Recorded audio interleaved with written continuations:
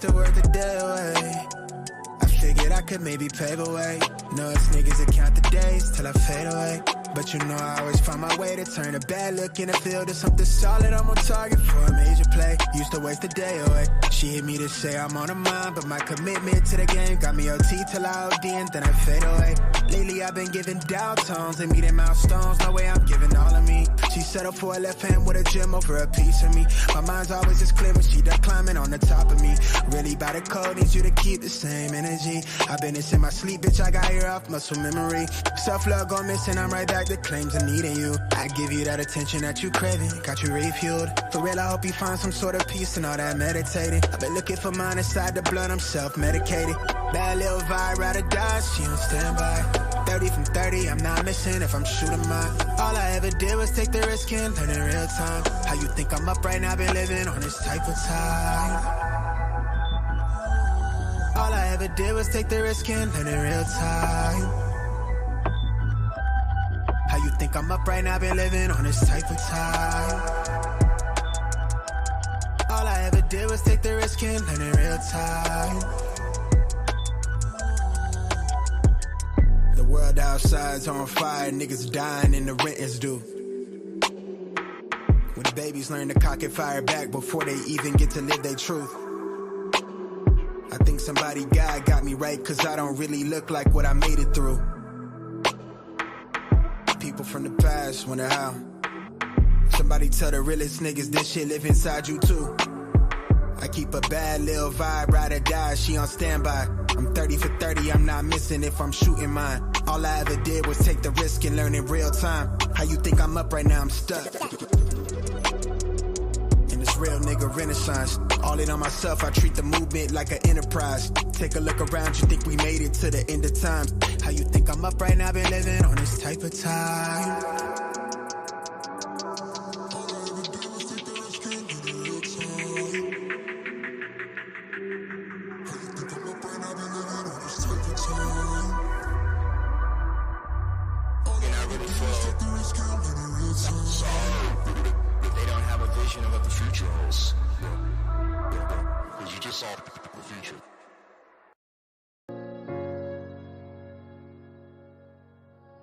Yeah. Conscious. Matic. Alright, so far away I come from. I sit and wonder about the times that it made sense. But nowadays I don't worry about what's past tense. My younger days I used to hang around with mad friends. If we just fell out, I don't really know what happened. A lot of people come around and keep you stagnant, distraction. So yeah, don't show them no compassion. We was really out here grinding, really rapping, stacking them Franklins, them Grants and them Jacksons. Imagine if we would've never chased our passion. We probably would've never knew what happened. They was all just talk, we showed action. Once they leave, don't you let them back in. Just pack up all their stuff and send them packing. I'm blacking on anybody thinking they could act up with me. This vibe ain't for free, cause where I'm at in life, I'm only focused on me. Note the self, know yourself, focus on your health. They don't wanna help, then fuck it, do it by yourself. Don't give them no excuse to put you on the shelf. If it's me, myself, and I, then it's no one else. Yeah. Self-love is the best love. It's the people who always give that never get love. They ain't real enough to probably say they messed up. Just let it go and make the best of it. Yeah, self-love is the best love. It's the people who always give that never get love. They ain't real enough to probably say they messed up. Just let it go and make the best of it. Love yourself. Yeah, practice what you preaching, but clearly they not practicing entitlement and pride. Yeah, those two things they factor in. Spiral out of control just from all the bantering. When they accustomed to talking behind your back with all that chattering. I remove myself before I abuse myself. Talk about self-love, but you gotta do it yourself. Yeah, I won't act too good for no help. We all healing now. Said some things about me that ain't true. How you feeling now? Even now my lowest, they tried to find a way to bring me down. Big y'all up for years, ain't talking just the brand or the sound. I don't throw things around, I do it from the heart proud. Mama just wanna see her sunshine, removing them dark clouds. Yeah, self-love is the best love. It's the people who always give that never get love. They ain't real enough to probably say they messed up. Just let it go and make the best of it. Yeah, self-love is the best love. It's the people who always give that never get love. They ain't real enough to probably say they messed up. Just let it go and make the best of it. Love yourself.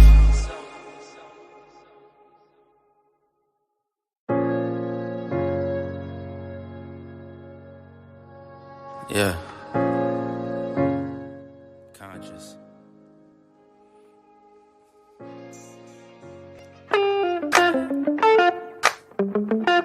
So, far away out from.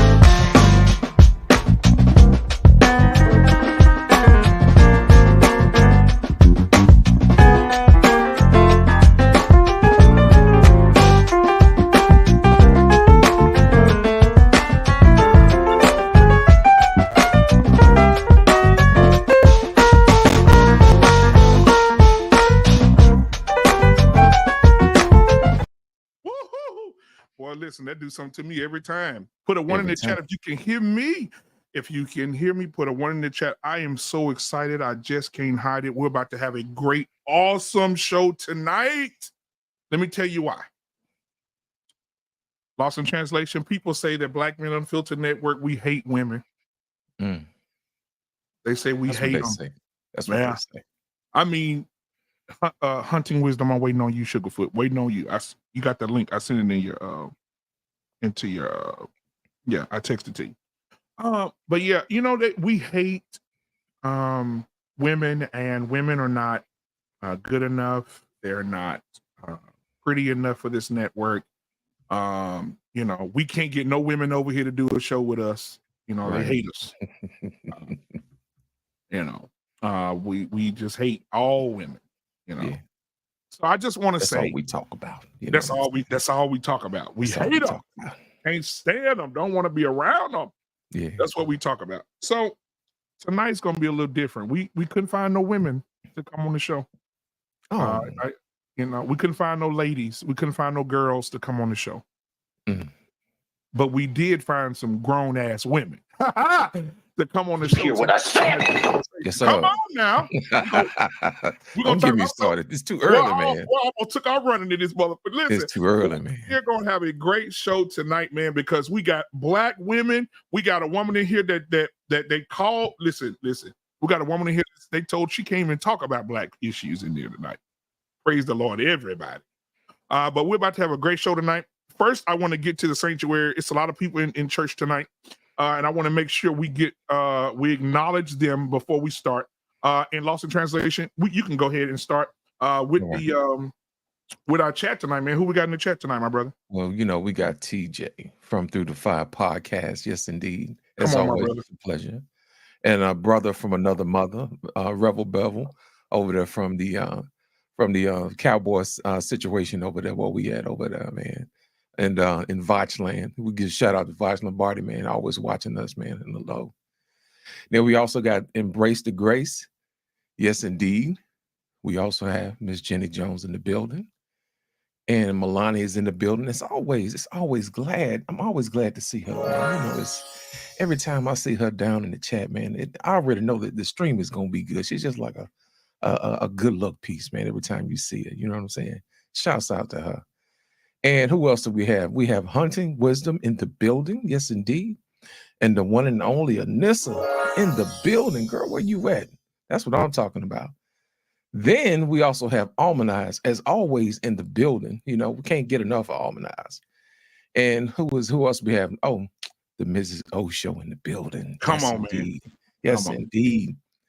Then we also had Abs in the house saying, hey, what's happening? You know what I mean? On? Who else? Oh, yeah, we got our brother from another mother, Mr. Josh Jones. Yes, indeed. Yes, indeed. All the way from Vietnam. That's right. Yeah. We also got Radio the Ruler in the building. Yes, indeed. We also have Black Lion, the real lion in the house. You know what I mean?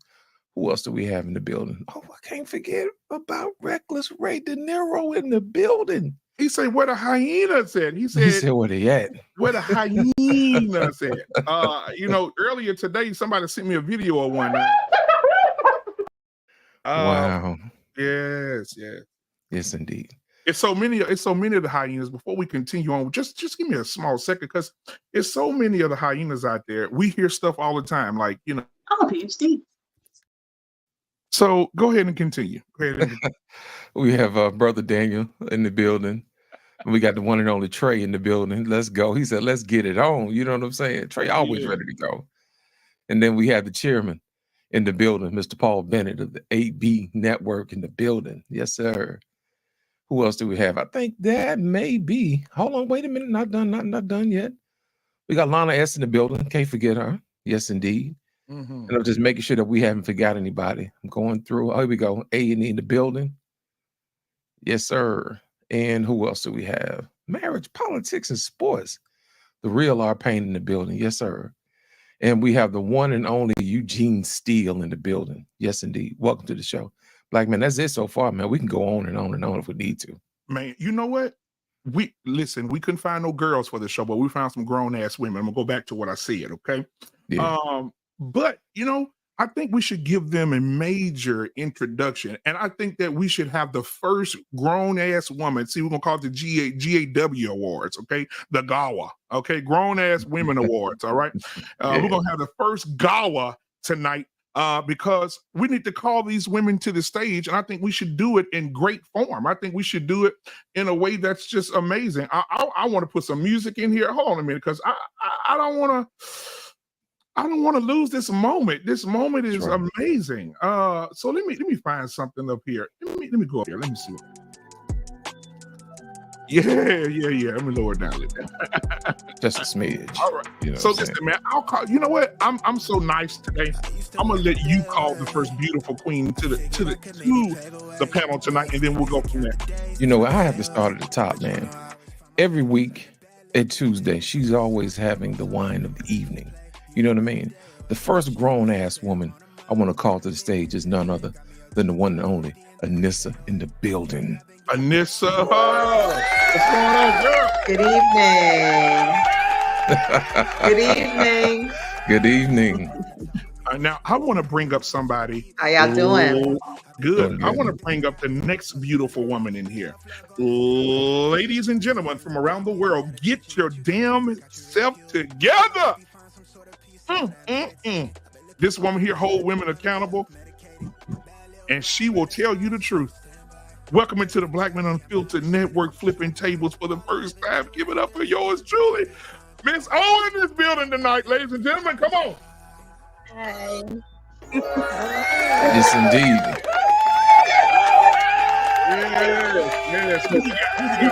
Yes. Who you got for the next GAWA Award? Come on. You know what? It's been a while since we've seen her, man. You know what I mean? She been business, handling business, you know, throwing green Bibles at folks everywhere. Every time you look up, she in these streets. Yeah. Ladies and gentlemen, the next person I'd like to bring to the stage is another grown-ass woman. Ladies and gentlemen, put your hands together for not only Miss Jenny in the... I'm a PhD. Yeah.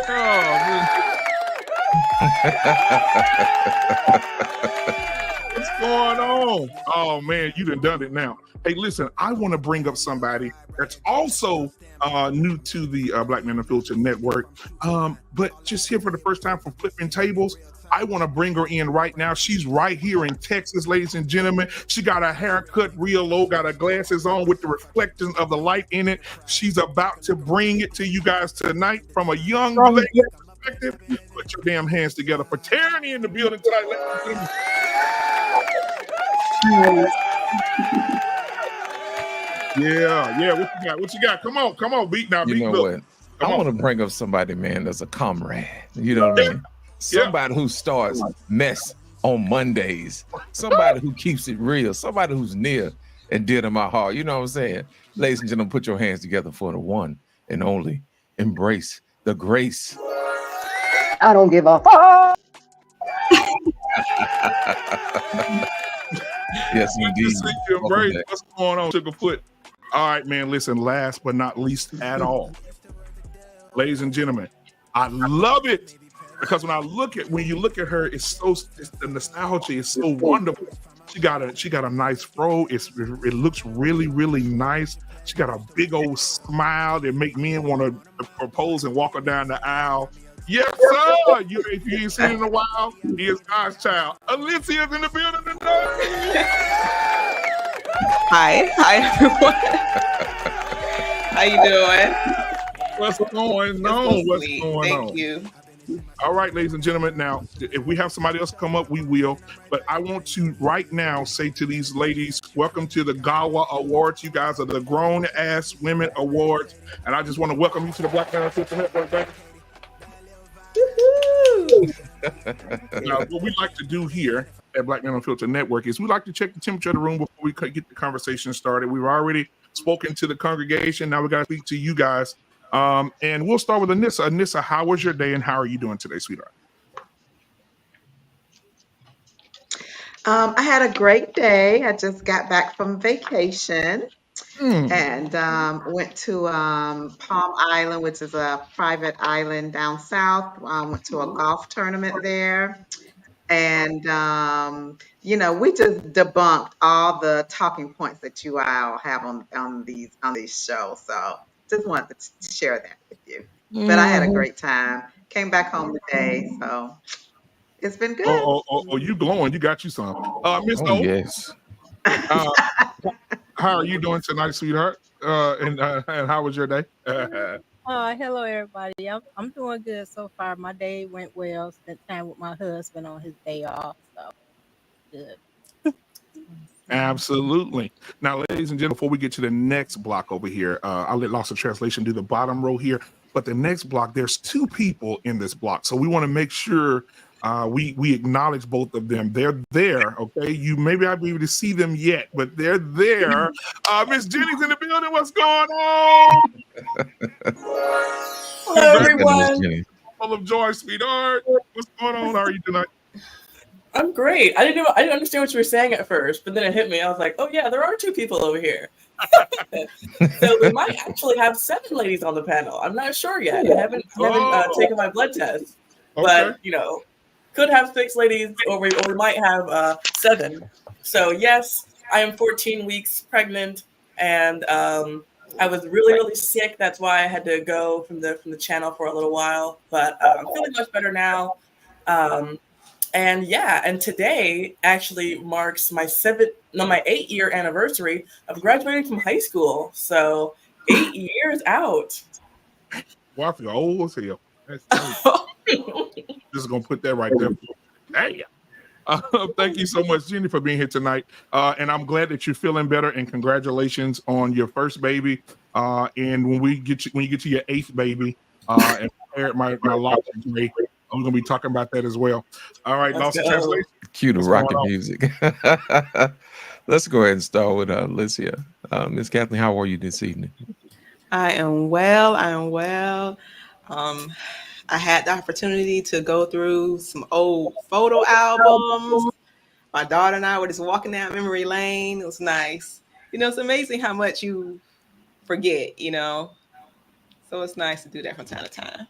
Ain't nothing wrong with that at all. Yes, thank you. Yes. Embrace the grace. How are you this evening, ma'am? I'm well. It was a long day at work, but this is my time to unwind and be with family and kick up some dust. Well, thank you, man. And as you can tell, I'm talking softly, and I'm going to try to apply Yes, that throughout I this whole noticed that. evening, sir. I noticed that. I appreciate that. I can't make any promises, but I am going to mindfully and intentionally work on that, sir. Well, at least you started out that way. I have to give you. I hear you. I can't promise you if I'm gonna finish that way, but I'm gonna try. Okay, I'm gonna embrace it. It ain't how you start; it's how you finish. Remember that. Absolutely. And last but not least, we have Miss Tierney in the building. Good evening. How are you this evening? Good evening, you guys. I had a blessed day with the children, and have a great stepdad in the house. You know, he helps me with my kids and his kid. We just had a baby, Miss Guinea, 4 weeks ago. So I pray for you. Congratulations. But yeah, everything's good. All right. Well, again, thank you guys for being here, man. This is amazing.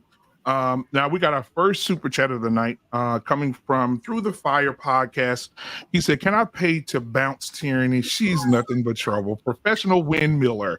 Hashtag trigger 16, aka Tyranny. Dang, they don't even know me. Don't give no bad impression of me yet. It's crazy, man. So what we like to do over here, we do have a pastor of this church, and we almost always like to bring him up and introduce him to the crowd. So we're going to have Bishop Goodjoint come in and give thanks for this $5 super chat. Mr. Goodjoint, Bishop, can you come forward, please?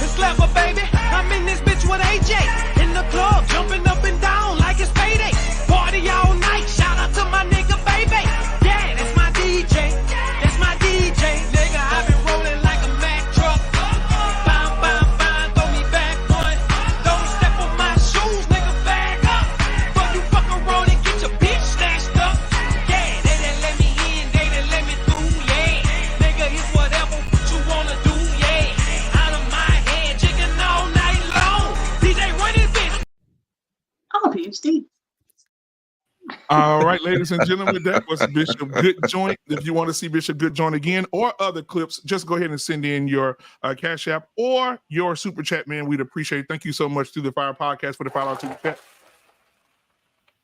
All right. We got a member, became a YouTube member, Rev Rebel 95. Thank you so much for being here. I appreciate it. All right, brother Anthony Hamilton will give you a little.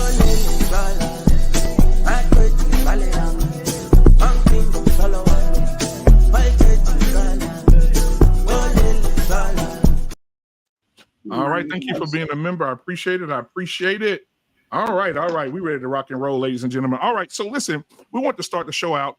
Lost in Translation and I were speaking before the show, and we want to ask you guys of the Gawa a question. Lost in Translation, you have the floor. Yes, I love to start the show with an icebreaker. Okay. Yeah. Now, I want you to give a response. I don't want you to give the reason why.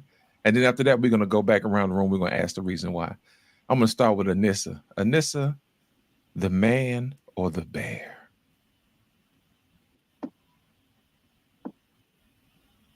The man. Or the bear? The man. The man. Okay.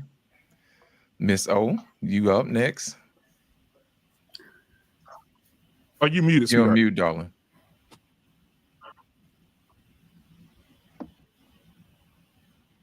While you fix it, just do this, man, or do this, bear. That's that mute monster. There we go. Definitely the man. Definitely man. Miss Jenny, man or bear? I have to go with the man. All right. Miss Elisa, man or bear? Man, please, for 300. I know that's right. Grace to Grace. I want all that man, please. I know you do. And finally, Miss Tierney, man or bear? I don't know what you mean by bear. All right, here's the thing.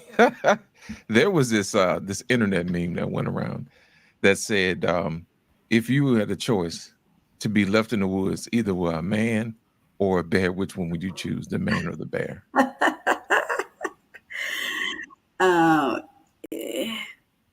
The man or the bear. It depends. If he trying to go the wrong way. I'm not just gonna take him because he a man. Are you giving me some good advice? I mean, depends. You don't have to explain it, just man or bear. Depends on who I know that advice. I mean, can't just because he's a man. I mean, I can't really answer that. I'm gonna need you to answer, man, so we can move forward. What if the bear is smarter? I don't. Like, I'm not the type of person that's gonna choose him because he's a man. So I can't. I mean, I would say the bear because it knows how to hunt. But the bear, I'm gonna say the bear. Okay. All right. Now let's go around the room. Anissa, why did you choose the man?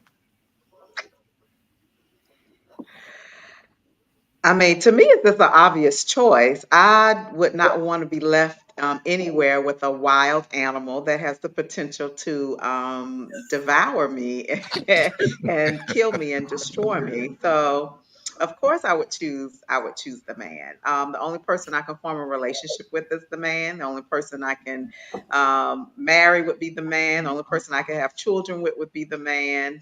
The person that I would trust out of both of those would be the man over the bear. So to me, it's just an obvious choice to choose the man. All right, Miss O, Over a thank you. wild animal. Yeah, I would choose the man, definitely. Okay. All right, Miss O, go ahead. You next. Why did you choose the man? Because I was raised by my father and a lot of the men, excuse me, on my dad's side of the family, and plus my husband. Most definitely, I'm choosing my husband, the man, over a bear because he is the only one that protect me. A bear wouldn't. A bear will see me as lunch. Absolutely. Miss Jenny, why did you choose the man? Because a bear can't help me raise my baby. So I gotta go find some help. So I'm gonna have to take a man. All right. And Miss Alyssa, why did you choose the man? Just the risk is lower with a man. Just numbers. Just pure numbers. Math. Just math. Yes. Okay. Embrace the grace. Why did you choose the man? Well, besides the obvious reasons, I'm going to choose the bear because the bear has reasoning skills, inductive skills, deductive skills, survival skills, dick to give me, help me make money, and help me survive and live a life. What a bear is going to do? He could be nice for a couple of days and then see me as lunch, and I'm done. So you're done. I digress. Hey, indeed. Miss Tierney, why did you choose the bear over the man? Okay, well, all the ladies said. No, don't pay attention to them. Okay, well, I want to hear what you got to say. A bear can react the same way a man can, and I've seen it, and I've witnessed it. But at least I know for a fact that bear has skills. I could make friends with that bear. We cool. They know, us black people, we not against them. So I'll be cool with the bear. But it has those hunting skills that I need for sure versus a controlling skill. Okay. I'm glad you mentioned that. Because I had a friend of mine who just so happens to be a TikToker who was in the woods by herself. And I'm going to share my screen for you guys to see. Great. And I'll share this with y'all so y'all can see. Okay. This is her. She was in the woods by herself and some random dude just showed up. And I said, I see you chose the man over the bear. Nice choice. And you know what she said? She said the man had the bear spray. So that's one of the things I don't think a lot of us even think about, when it comes to situations like that. And she was laughing and she pinned it to the top of the screen to let y'all know that in real life situations, women are out here choosing the daggone man over the bear for those particular reasons. I don't think people really understand it. That men are here to protect, That's how we're gonna get this thing started. Black man, did you get an opportunity to go ahead and do what you got to do, sir, so we can go ahead and get started? I know you got some stuff for us. You're on mute. You got the mute monster put on you. I want to start the show off with something that I saw the other day. That we all got to look at. I think it's tough, and I think the ladies are going to enjoy this. Let's see what she has to say. Here we go. Ourselves to all of the options that our hard work and circumstance. Black women are availing ourselves to all of the options that our hard work and circumstances currently afford us. And that means that single motherhood by choice is going to be an option that more and more Black women consider and even exercise. So anybody that's in their feelings about that can go ahead and start the process right now. Because Black women that have the privilege to embark upon this expensive and oftentimes lengthy process will increasingly decide to forego marriages and partnerships that do not serve us and that are not in our best interests. And now that bypassing those insufficient relationships does not have to come at the expense of motherhood, well, frankly, it's a whole new world. A world in which Black women are no longer subject to the desperation of being chose, because now we get to do the choosing. All right. We need the Price is Wrong sound. Oh, Yeah, I got you, Miss we do. Jenny. Oh, I got you.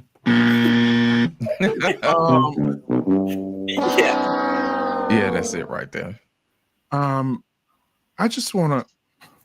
It's not my night, and so me and Lost in Translation are going to ask the questions, and we're going to let the ladies drive this bus tonight.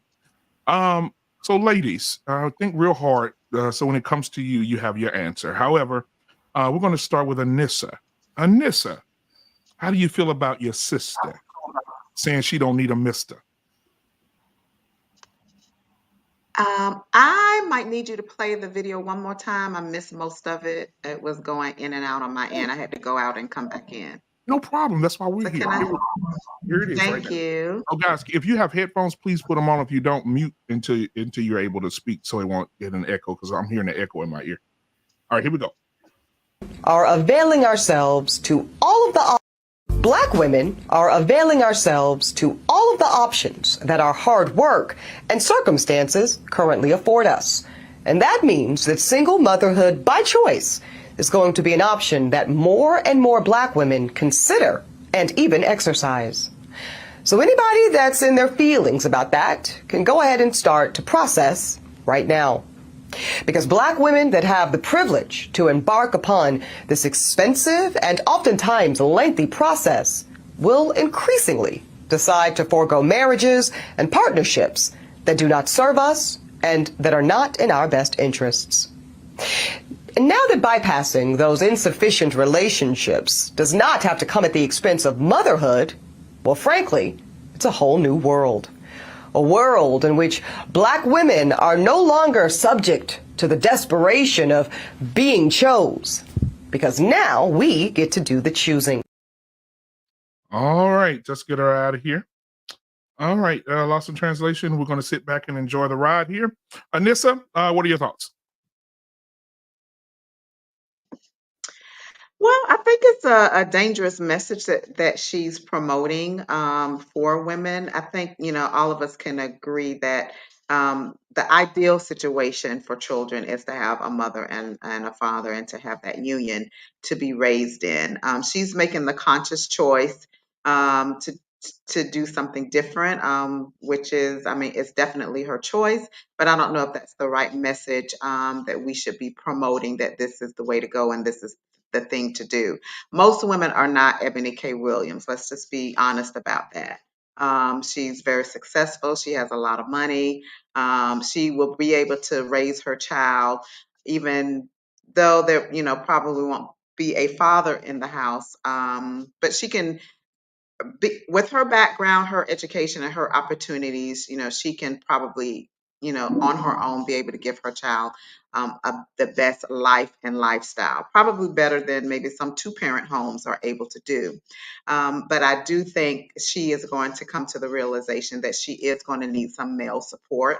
I don't know if she has, any male relatives, but she's going to need that male influence and that male support, and she's going to be seeking it at some point in that child's life. So I think it's dangerous to say that this is the way to go. I think it's dangerous to say that men are not needed. Their input and influence is not needed in a child's life. So although I wish her well, I don't agree with her message. Okay. All right.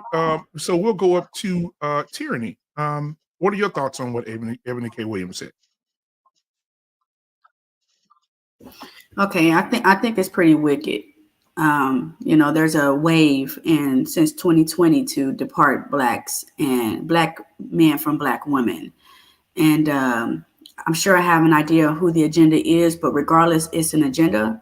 So to single out black women versus women in totality, like if she said women as a whole, it wouldn't look so weird. But the fact that you're pushing black women specifically to be single mothers and to have babies by pretty much machine, that's a wicked agenda. So even though I don't feel like women specifically just got to say, I need a man, I do feel as though we need each other as black men and black women. Okay. All right. Miss Jenny? So yeah, my natural bend towards hearing things like this is that this is wicked. Kind of going off what Tyranny said, but this is very ungodly. This is unbiblical. This is demonic. To push this, on people, and and this is very anti-child. Trey in the comments, he's saying that this is not good for the children, and it's not. To willingly opt out of giving your child their father is to willingly opt into handicapping your child. And why would you do that? I mean, to say that I now have the freedom to be a single mom would be like saying I now have the freedom to drink while I'm pregnant. And it's like, yeah, sure, you can do something, but that doesn't mean that you should do something. And and there have been lots of studies done about stuff like this, about when kids get taken away from their parents or taken away from a parent at a very early age, and this child, it started in a utero. So, I mean, they would have never at any point in their life been able to meet their father at all. And it'll still affect them. And no amount of money or status can rectify the hole that a father, is created when you don't have a father. And so shame on her for promoting this anti-child agenda and this anti-Christ agenda, because God's model is perfect. We need black fathers, we need black mothers, and to create the best black homes. And it's awful that she's promoting this. It is. Embrace the grace. What are your thoughts? Well, I'm going to be very raw with this. This is ignorant, delusional, selfish, and self-entitled. And the fact that this is being promoted to an already community that is in need of strong family units is really messed up, because the fact that we think that a child doesn't need a father is ignorant, because a child deserves to be in a two-parent household. They do deserve a mother can't raise a boy. I mean, you could teach it to be a good son, but you can't teach it to be a man. Girls need their daddies. So it all comes from the concept of that women value and appreciate men, and they think that they can do it all themselves, and they want to be like men. So as a result, this is what we have going on there. And it's just not the melanated community, because this is being promoted everywhere, but it's more prevalent in the melanated community, and that's where it's the worst. And this is why we're lost in the sauce right now. For her to be promoting that, a young girl sees that and thinks that she can raise a child on her own. So what we're really doing is promoting bastard children. Yeah, I said it. We're promoting women to have bastard children. So if that's the kind of world that we live in, Jesus, take me now. Take the wheel. I digress. All right. Thank you. Thank you for that. Alicia, what are your thoughts? Hi, everyone. I don't agree with her decision. I'm wondering, because apparently I'm not that familiar with her. Apparently she's well off. Does she plan on, I guess, purchasing a father for the child? At what point, or will she tell the child how the child came to be? And what does that conversation look like? And has she thought of the repercussions of their relationship, the relationship between mother and child, once the child finds out, how they came into the world? Has she not thought of that? It seems like she's on another planet. I wish the best for the baby. That's all I can say. You know, I think everybody missed what you just said. Does she plan on purchasing a father? Listen, fathers are not for sale. You know what I'm saying? They have the what was it? Yeah. The service, I think it's called Rent a Gent, where you purchase a husband. Oh my goodness. Something like that. I don't think guys are for sale like that. I know, but if this is coming, because it will become more popular, then other services will stem from it. It's a domino effect. Yep. That's all I have to say. Thank you. Thank you. Who do we have left? Miss O. Miss O. Come on, Miss O. What are your thoughts about this this situation? What are you thinking? It's the dumbest crap I ever heard before in my life. For one, the powers that be had implemented breaking our families from day one since chattel slavery. They also did the same thing when it came to the Willie Lynch letters. For people that that's in denial about the Willie Lynch letters, something is wrong with them. That's all I can say. It tells you everything that they did to the men, our ancestors back then, and they always wanted to separate. And then they made it more prevalent once they, excuse me, they brought in the welfare, the WIC, the Section 8 and everything else. And these women just fell for it. And at in the beginning, we loved our men. We was there with them in slavery, this, that, and third. As soon as we got a little freedom or a little bone, we thought we was, as women, we thought we were better than our black men. But the Most High made it to where, the black man is God. Rather people believe it or not. And the woman was made for the man. And by that man being a God, he actually, we are considered the rib. So you can't have a child without a husband. You can have baby baster babies. I mean, turkey baster babies all you want to. That child will grow up destroyed. We cannot raise our children without the father being there, period. Because if you have a boy, that boy is going to be effeminate. He probably go to the rainbow community. We don't know where in the hell he going to go. Or he going to be out there in the street robbing and killing folks. That's how it go. And then you have the women, the girls, without a father being there. Look at it. You have a lot of little girls now that idolize Smutty Red. That's what I call her. And all the other women out there. The mother is supposed to be the role model for the daughters, and the fathers are supposed to be the role model for the sons. I'm gonna leave off with this because I'm long-winded. When it comes down to the sperm donations, you don't know where the hell who the father is of these children. You know that their DNA, their seed, everything about that man runs through their sperm. So you can have a child by a crackhead or have somebody that's a delusional like schizophrenia. You don't know what you're getting, because when you get into that, get with a mate and you call yourself vetting them to be a husband, because a husband's supposed to be there before these babies. When you vetting these men, you're supposed to make sure, is he stable? Is he spiritually and mentally capable of being my husband and being a father to my child? If you don't have that, you're gonna have some messed up kids in the end. So I'm really against the turkey baster babies. That's what I call them, because you don't know what you're getting. It's like women is making they box into a crapshoot, if you ask me. Turkey baster babies. And what was it? What was the second? Crapshoot, you know what I'm saying? Coming out hard on 7, you know what I'm saying? Yeah, if you ever play craps, 7 the hard way. Okay.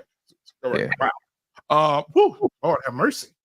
Mercy. Thank you for that.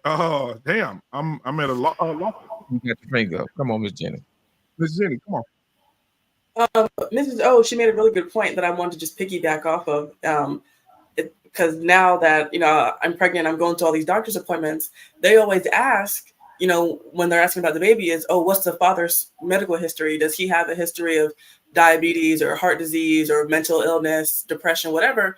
And so once again, not only are you handicapping your child socially because they don't have a dad, you're handicapping them medically because they have no idea what half of their medical history is. They don't know what their grandma has or what their uncle has. And so that's another issue. So basically, the father is the owner's manual of the baby. You know what I'm saying? All the tendencies, you know, whether you got the X and Y chromosome, you know what I mean? The blood type, you know, that type of thing. So I agree. You know, you need to know what you're getting yourself into. You know, I think that's a good question. But one of the things that Ebony Williams said during her little thing was that now that we can afford to have babies on our own, we really don't need men. Ladies, let me ask you a question. It's the only reason why women get married is for financial freedom. Women normally don't get married because they actually like the person they're going to marry. I just want to ask you guys that question. I would say a lot of my finances were surrendered when I got married. You know, I made a lot of sacrifices. Had to cut down on school hours, cut down on work. You know, things I didn't want to do, I did it because he wanted me to. So I would say like, no, I personally didn't get with my husband because of financial. I actually lost money getting married. Anybody else can jump in here. Correct me if I'm wrong. I'd say absolutely not. Absolutely not. No. No, you're asking for trouble.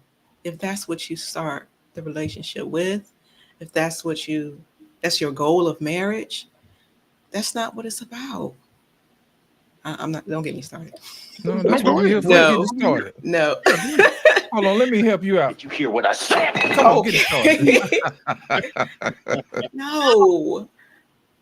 I think you should get married because you and the opposite sex, you have a goal that you're trying to accomplish together. You have the character to work together to accomplish this goal. And you have that trust, which comes with love. You know, love comes with that. And I'm surprised that there aren't more Black men and women married, regardless of liking each other, just despite the system. I'm surprised they aren't together just to say, hey, look at us. We're not going to let y'all take us out. I'm surprised. I mean, if you know our history, they've done everything possible to keep us apart. If anything, if you don't even like the guy, you know, we in this together, we taking down the system. Let's do this. I don't understand the mentality, but that's just me. That's just me. Come on, Miss O. I see you. I got some. Okay. Now, this is crazy. Ask me that question again because I got something to say. I just want to hear the question again. I'm sorry. The question is, now that women can afford to have babies on their own without men, why is it that women don't see the value of men beyond financial or that type of thing? Okay, when it comes to marriage. Yes. Okay. Do they even like their husband? Because here's don't. the thing: the whole premise is we got our money, we don't need you. But the sub premise is that, you know, if it wasn't for marriage, if it was, I wouldn't have what I have to get. So now that I don't have to, you know, get money, I don't like you, I don't want to get married. I can do this without you. Okay. Females, it's a difference between women and females. Females play games with marriages. They get married with these men because they want to start, they want to get that financial gain, get everything out of them. It's actually marrying a trick. I'm just gonna put it out there. So they found the sucker, they wanted to marry him just to get everything out of him. And then within 2 years, probably less than that, they divorce them or they'll do the what they call it. I found out 2 and 10, 2 kids, 10 years and divorce them. Um, also, yeah, they're not marrying these men for love. It's never about love. It's about a big wedding so they can show off to their friends. The ring, it don't matter what size the ring the man give you, he can spend like thousands of dollars for a ring. They want to up the other girl at work or one of their friends or sister girls So they, they call themselves, how can I put it? They actually call themselves just hounding the man for a bigger ring. And they not actually doing it for love. They doing it for likes. They friends want to one up. It's always a competition with another woman. And instead of when I got married, I married my husband because I actually love him. And if you don't love a person, that marriage won't go far. And a lot of times these women are marrying men that's not their first choice. That's one thing. And they also marrying a man because the man that they really want won't marry them and they call themselves settling. But I have to say once again, we're not the ones settling for the man. The man is actually settling for us. And we should be lucky for a man to even want to marry you because there's a lot of men scared and I see why. Thank I you. think we have to pay attention to the mindset, though, of Ebony K. Williams, specifically going back to the video. I think she was raised by a single mom, right?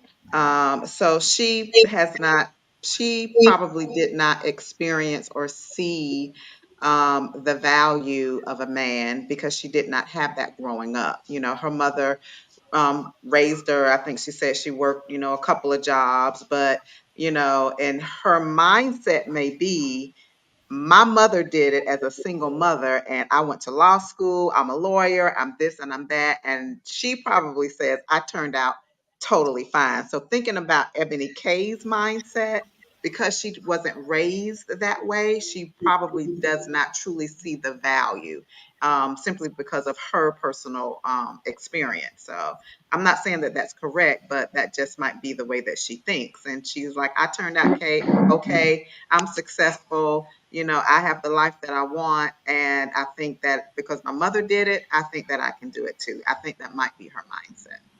Anissa, let me ask you a Don't question. agree with it, but that Yeah, might be how she thinks.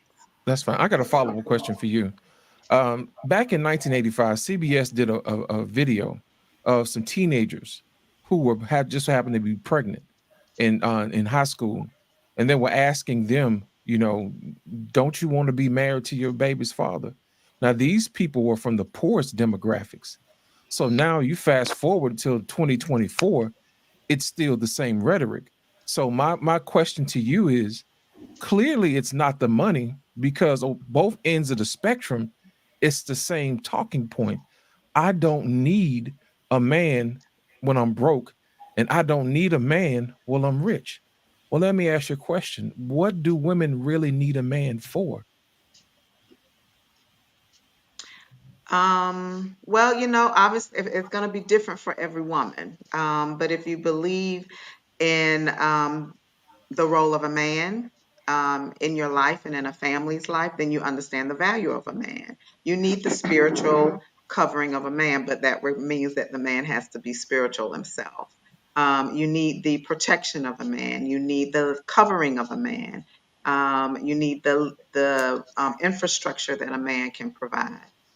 You need, if you want to have children, you need someone that can discipline children, that can mentor children, that can teach children. There are so many things that men provide for a wife and for a family, and they're absolutely needed.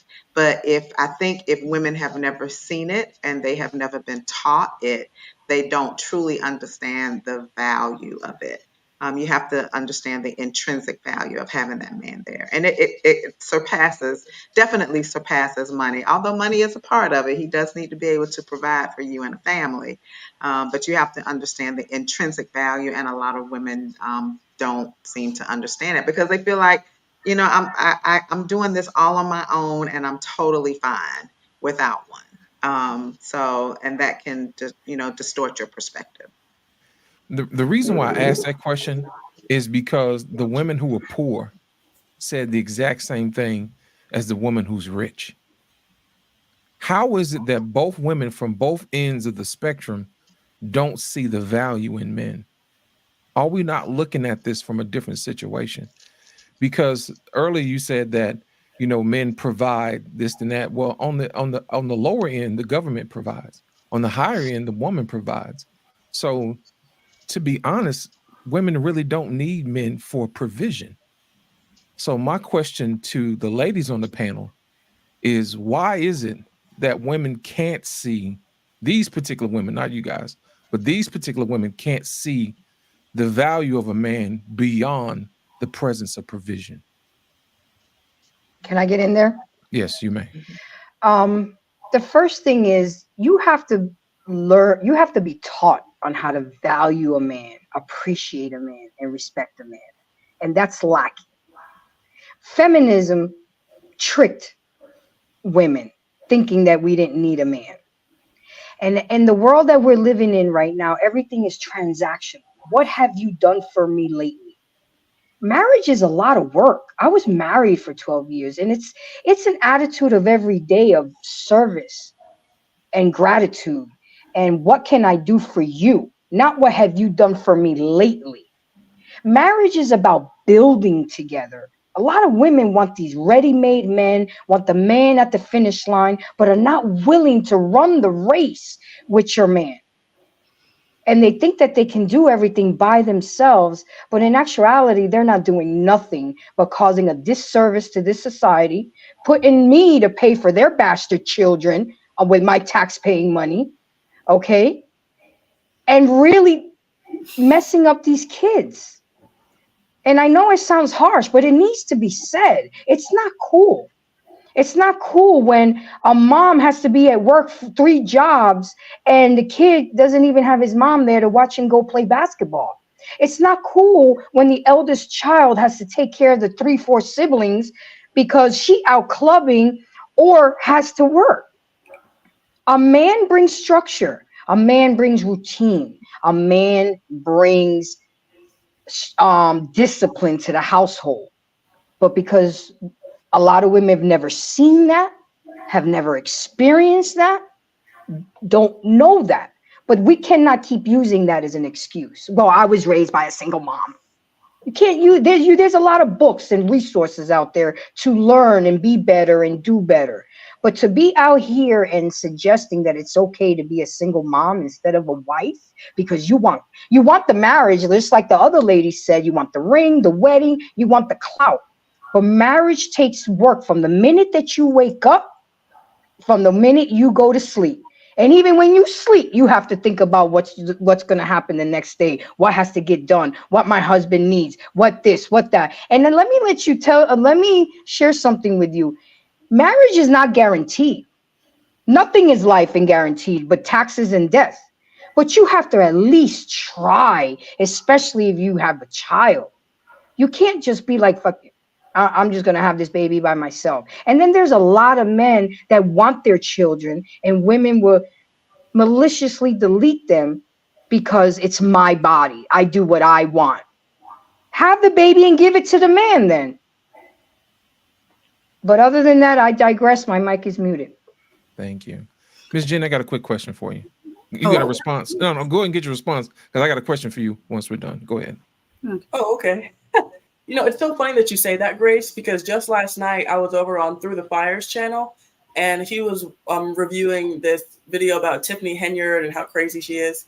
And in the video, a very brief comment was made about this mom of 3 who pulled up to like this soup kitchen, food pantry thing.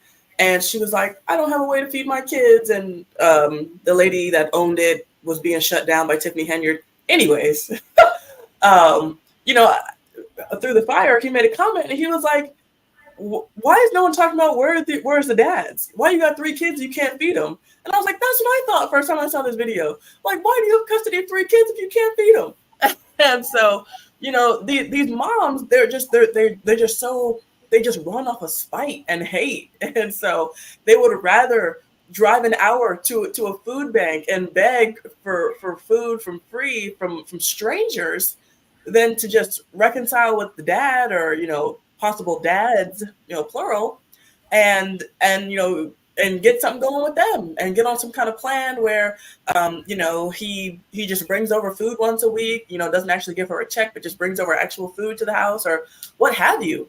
And it's like, why don't you have the dads? Why don't you have your own family that helps support you and stuff like that? Like, you know, these women, they're just so hell bent on doing it on their own. But like someone in the comments said, government assistance is not doing it on your own. So that they're still not doing it on their own. They're still not self-made at the end of the day, regardless. After all the spite and angst that they have towards their man, like they're still not independent women because they're riding off of Uncle Sam and they're riding off of, you know, people just helping them and being nice. And so it's crazy. But I was gonna say something else about the question, but I forget what the question was now. What was the original question? What's the translation? Well, I wanted to reply to what both of you guys are saying. The question was, how come women can't see men beyond provision? Oh, yes. Because think about it, Ebony K. Williams is rich, and she still don't want a man. And those little girls who were in 1985, they were poor, and they still didn't need a man. So provision is clearly not the reason to have a man around. Right. And so what I would say to that is what I say to a lot of people who like who don't believe, you know, like people who are atheists. I feel like being an atheist is a completely indefensible position to take. Even if we can't agree on which God is the right God, to say that there is no God is just unjustifiable, in my opinion. And so for a woman to say that a man has no value in the upbringing of a child is an unjustifiable position to take. They don't see it because they don't want to see it. Those little high school girls in 1985, they didn't want to see the value of a man. And Ebony K. Williams, who was like, 45 years old? She chooses to not see the value of a man. She's old enough. She's experienced enough. She's well-versed. She's well-read enough. She knows, she understands that men have value. She's seen, if not in her own life, she's seen it in other people's lives, in her family's life, in her friend's life, the value that a man brings. She doesn't want to because she knows that having a man will require to relinquish some control, and that's never going to happen. And so I think that's the main thing, is that people just don't want to accept the value that comes along with having a man. Tyranny, go ahead. You had a follow-up question. Okay, yeah, no, just more of a statement. So I don't think that women don't see value of men. I think that we've tried it and it didn't work out, and we're sick of trying it and it doesn't work out. So the only thing that a rich woman and a poor woman can relate to is the failure that they probably had trying to be with the man, have given that man everything that they had, loved him, cooked, clean, did things that he asked, and he still maybe cheated or was abusive or physically or verbally. Because no young girl walks around saying, I don't need a man. It usually comes with experience. And then whether it was their dad, their uncle, you know, their baby daddy, it usually comes with experience. But I also don't agree with like the kids being bastards. I know people try to say that that's in the Bible, but don't even read it to understand the context of it. But when we start looking at children as like bastards, we start to depreciate a child, you know, and it kind of comes off like, why would you call someone a bastard like that? That's weird. But yeah, I don't think we just hate men. We love you guys. You guys kind of get a good woman, mess it up, going after something else, and then you just let us be like, you know what, forget it. I could do it on my own. Hold on, I gotta get in there. Hold on, follow-up question. Why do you love us? We love you because you belong to us. That's why. I mean, start asking us to break stuff down, and then that's negotiable. But you belong to us, and we belong to you. Now, if that's the question, if we belong to each other, how come we don't display that when we talk to each other? What's the breakdown? Yeah. I mean, are you talking about certain conversations? Or are you talking about behind closed doors? In our behavior, you know, why don't men act like they belong to women? Why don't women act like they belong to men? I think black men don't act like they belong to us because they have a problem with submission. They hear that word and they think it's immediate woman that is supposed to submit. When in totality, we are supposed to submit to each other. And I think with a woman, it just comes out of fear. Again, we've loved you guys. We've given you guys, all of us. We waited for daddy to come back home, and you guys either abandoned us, you know, or left us. So, I mean, now we're scared to just love you as well. But underneath it all, we love you. Okay. The reason why I asked that, hold a second. Okay. The reason why I asked that question is because in the interview with Ebony K. Williams, she said that men no longer serve women.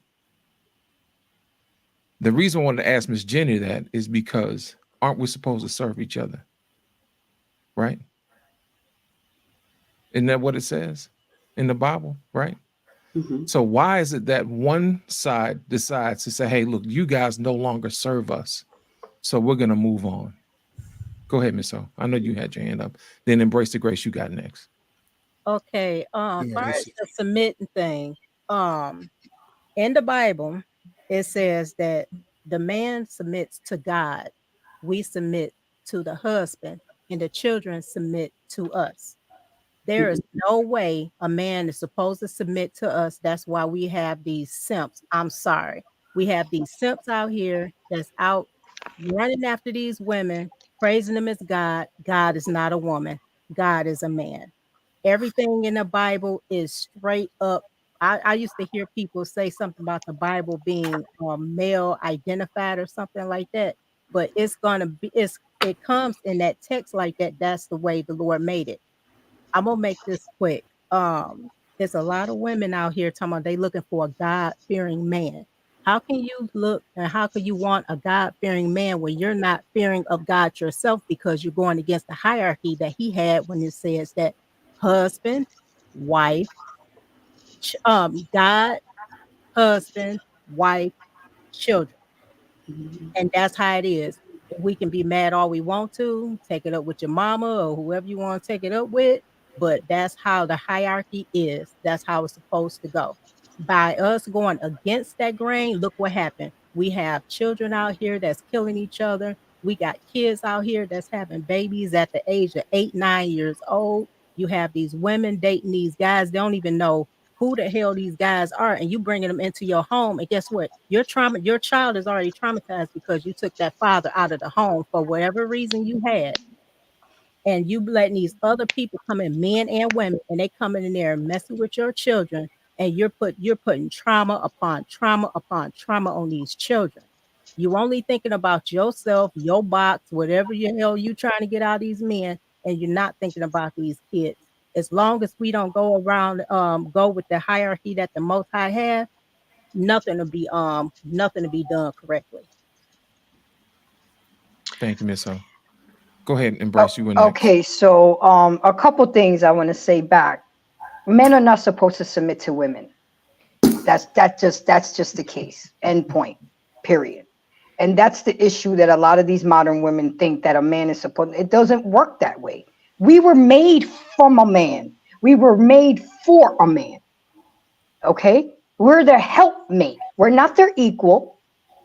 Okay? And we will never be their equal. And second of all, I use that word to trigger people because I don't sugarcoat things. That's exactly what, when a child does not have a mother and a father, and it's in a single parent household, that's exactly what they are, a bastard child. And it's harsh and it's abrasive, but it needs to be said. That's why we're in the position that we're in right now, because we don't do no shaming. How dare we put the single mother with 5 kids and 4 different baby daddies in the front pew of the church? What are you telling the younger women of that church? That it's okay? No, she needs to sit in the back and learn her lesson and do better, and put the wives and the husbands with the family units. Because we're saying that it's okay. We're co-signing to the effery that's going on and messing up our communities. And it's not okay. It's not okay for a child to be raised just by one parent. They need both parents. I'm not telling people, I know I can't stop people from having sex, but you don't have to bring a child into the world. You're bringing a whole human into a hostile environment, into an environment of disadvantage where the child deserves to be with a mother. It took 2 to make that baby. Then it should take 2 to raise that baby. Marry before you carry, marriage before the baby carriage. But no, we're teaching girls that it's okay to be baby mamas. You can do it by yourself. How many videos have I seen on Instagram saying we don't need a man? Ninjas ain't shit. And you cannot blame the fact that men left us or treated us bad. How about we take accountability and save the men that we chose? Let's look at it that way. I mean, look, I chose a husband. We were together for 12 months and he still did what he did, but I had to take accountability too. It wasn't just all his fault. After I went to counseling and therapy and did the growing and the healing, I realized that I had a lot to do with the deterioration of our marriage. His infidelity was a symptom of it, but it takes two to get married. It takes two to mess up a marriage. It takes two to raise a baby. You know, it takes two. I digress. My mic is muted. I just wanted to say, oh, go ahead, Lawson. Go ahead. Go ahead. I don't want to stop your stream of consciousness. Go ahead, darling. Okay. No, I was just saying that, I mean, the most beautiful, amazing thing about Christ himself is that he forgives, and he doesn't do all this judging that we do nowadays. I think the beautiful thing is, I don't think nobody's telling women to not love men. It's in our DNA. There's no way in the world that my 4-year-old daughter is going to grow up automatically saying, I don't like men. Like that. That's just not. All of us women have loved men, and we still love men, even if they get on our everlasting nerve. I just think that women, okay, since we're going to talk about the Bible, Genesis chapter 3, verse 16 through 19, where the curse is given from the Most High to man, woman, and the serpent. And the curse that he gave woman was that she will desire her husband and that he will rule over her. Those are curses. And a lot of women, I can attest, will fall short. And why can't I leave? Why I keep letting him do this? Why do I keep coming back? I think we're just telling women, don't live in that curse. You don't have to. That's why he told you that it exists. You can get up and leave. You don't need this man. You don't, even if he's bringing home the money and you're the stay-at-home wife, you can get up and leave. Yes, he's cheating on you, but he's paying my bills. So what? You can get up and keep it pushing. So nobody, I can't say nobody, because Ebony K is out of line. But overall, I really do think that us women are just encouraging us younger women and saying, you got this, you can do it. Miss O, quick question. Is loving your man a curse? No, it is not. The reason why, this is what happened in the garden. Adam was ordained to be over Eve. Eve called herself going into another philosophy, going against what God had taught Adam and what Adam had taught her. That's why the curse had ensued on her. And the same thing goes with us. As long as we do go against our husbands, nothing to go right for us. You'll think it is because you following behind being an ass, following behind the masses. They out there looking at these other women. They claim they living it up. Those females are so lonely. Even the ones that saying, "Oh, I don't need a man," they are so lonely. Believe me. And of course, they're gonna always have these simp orbiters around, and just to get laid, whatever. Like my grandma said, a wet behind. But no, that far as a lot of people got that construed when it comes to Adam and Eve. She went against Adam's authority.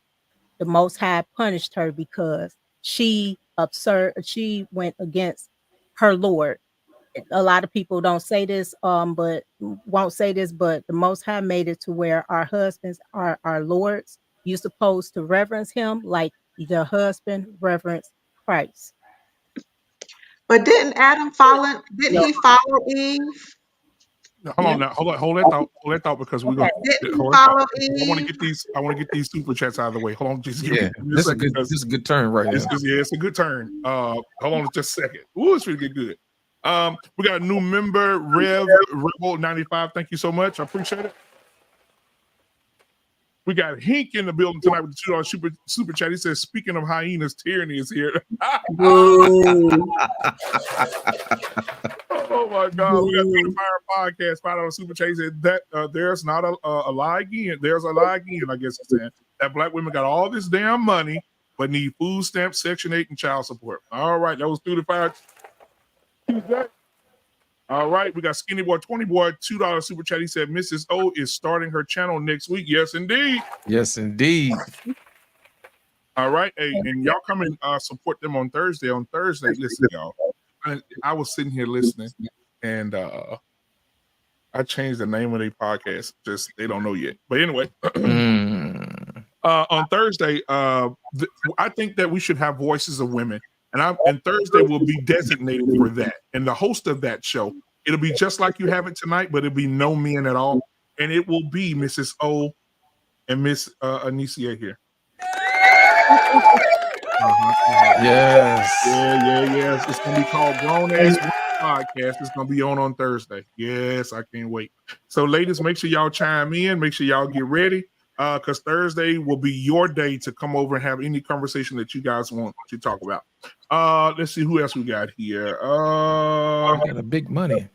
Man, Romello 747, thank you so much for becoming a YouTube member tonight. I appreciate you. Also, he gifted 5 memberships. Thank you so much for the people that got those memberships. Make sure you take care of those. All right, we got through the fire again. He said, thanks for the shout out, Miss Jenny. $2 super chat. Thank you so much, my brother. All right, we got the $5 super chat. He said, for Mrs. O keeping it one thou wow. All right. Then we got Through the Fire podcast, $10 super chat. He said, how in the world can we say we mess things up when over 30% of kids don't belong to the man y'all say it do? Oh, my goodness. Court records. Tyranny of Oh, my God. Oh, my goodness. Ooh, I don't know if we got time for that one. Like I know what this is. Somebody tell me. What's that amount in that currency? That's about $10. Okay.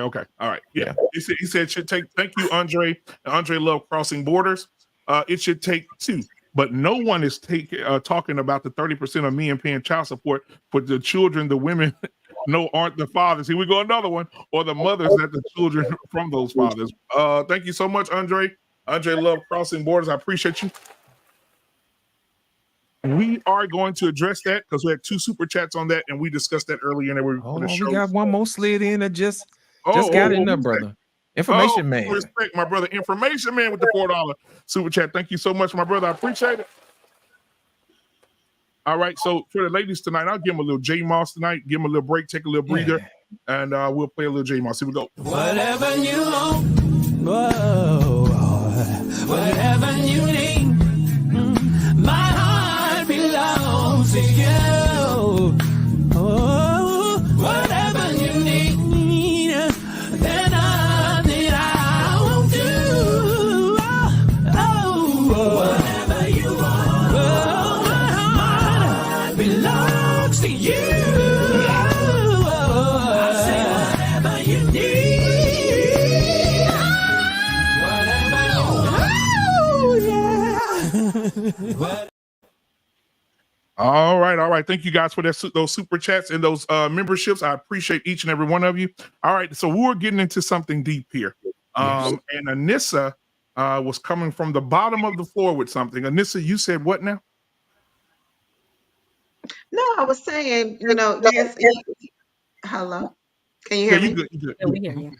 No, I was saying Eve was definitely out of line, but if I'm not mistaken, did not Adam partake of that fruit as well? And when God came looking for them, and God said, "What have you done?"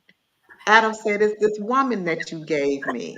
So instead of Adam saying, "Oh, no, God told me that I'm not supposed to do this, and I'm not going to do this, Eve. Eve, you are out of line, but I'm not going to follow you. I'm going to follow what my father told me." He, in turn, turned around and bit that apple along with a fruit or whatever it was, along with Eve. So, and God held him accountable for that. Right? Am I wrong? Yeah. No, you're not. Come on, Ms. O. I have to say, you're right about what happened, but let me tell you, Adam was the first simp. Okay, the one most high. So men been simping for a long time, right? Listen, That's the case. listen, all through the Men Bible, have been out of the leadership role for a long time. yep, Okay. but they still are considered, and they still were the leaders. But what happened was they call themselves simping behind these women. It's all through the Bible. It's a lot of our forefathers that's in that Bible. And somebody had in the chat, I wonder what color was Adam and Eve. They were black, honey. But anyway, he called himself simping. She came with a philosophy because somebody told her A, B, C, D, and E. Oh, you can be better. You can be above. You can become a god too if you know the knowledge that Adam know. But I'm gonna show you something else that Adam don't know. And she brought it to Adam, and Adam, here go Adam reading it, or taking it in, talking about something. Oh yeah, oh that makes some sense because he's simping. His face is all, his head is all up in her butt. I'm just gonna put it that way. And that's the same thing when it comes to these men now. If you look at it, females can tell these men anything. They believe any lie. A female say, "Oh, I know it's your baby," and coming to find out it's not. And they'll have, and I seen in the chat too, somebody said, "How would a woman know if that man isn't the father of that child?" Yes, you do. You know every man you sleep with. You know the month. We keep a tally on our cycles. So if you keep a tally on your cycle, honey, you will keep a tally on how many men went up in you and when it was the last time. And when you call yourself presenting that you're pregnant, you at least be truthful and let the man know, look, it's a possibility, it's not yours, instead of just throwing a baby off on them. Either way it go, I'm sorry I went off topic, but anyway, either way it go, the men are still the leaders. It don't matter if they fell off. It don't matter if they having a bad day. They're the Most High made it to where they are the leaders, not us. And that's why we having these problems now. It's a lot of these women, some of they boss chicks, they running stuff and everything else. And look what happened. We got degenerate children. It also says in the Bible too, I just can't remember it, but that monstrous women raises mistress women raises monstrous children. There you go. And the reason why is because there's no father in the house.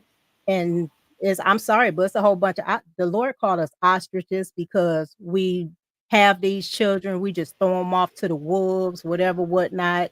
Don't even care because we are supposed to be the keepers in the home.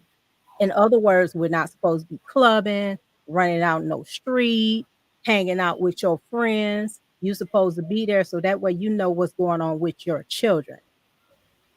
It was not meant for a woman to be out here busting her ass working, doing 2-3 jobs to how they say it, to keep up with the Joneses. You're supposed to at least have something stable enough to where you're able to be home. The women, we need to be teaching these girls how to cook, how to clean up the home. They don't even know. When I heard grown women, I'm sorry, when I heard grown women don't know how to cook and clean, I'm like, wait a minute, I'll be 50 in July. And this is uncommon for me because I grew up with the boomers. And all the boomers I knew, they cooked, they cleaned, they still had jobs. The women still had jobs. They still reverenced their husbands. I didn't see them go off on their husbands like that. They was just like A1. And now these women tell me they can't do it because it's too tedious and I can't wash clothes. They didn't have when we was growing up, I don't know whoever is Gen X is like me. We was growing up, we didn't have no washing machines and dishwashers. We washed the clothes on the one of those washboard. The washboard. Yeah. I don't know how many times I had my knuckles was messed up. We were still able to do it. If we didn't have that, hey, we put that stuff in the tub and we were stomping it. Now these women complaining about a washer and dryer. You got the easiest thing. You got a microwave, which I don't know. A microwave, you have a stove, you have washer and dryer, you have all these amendments. And even when we was growing up, when you have no a lot of people couldn't afford the vacuum cleaners, we were sweeping the carpet.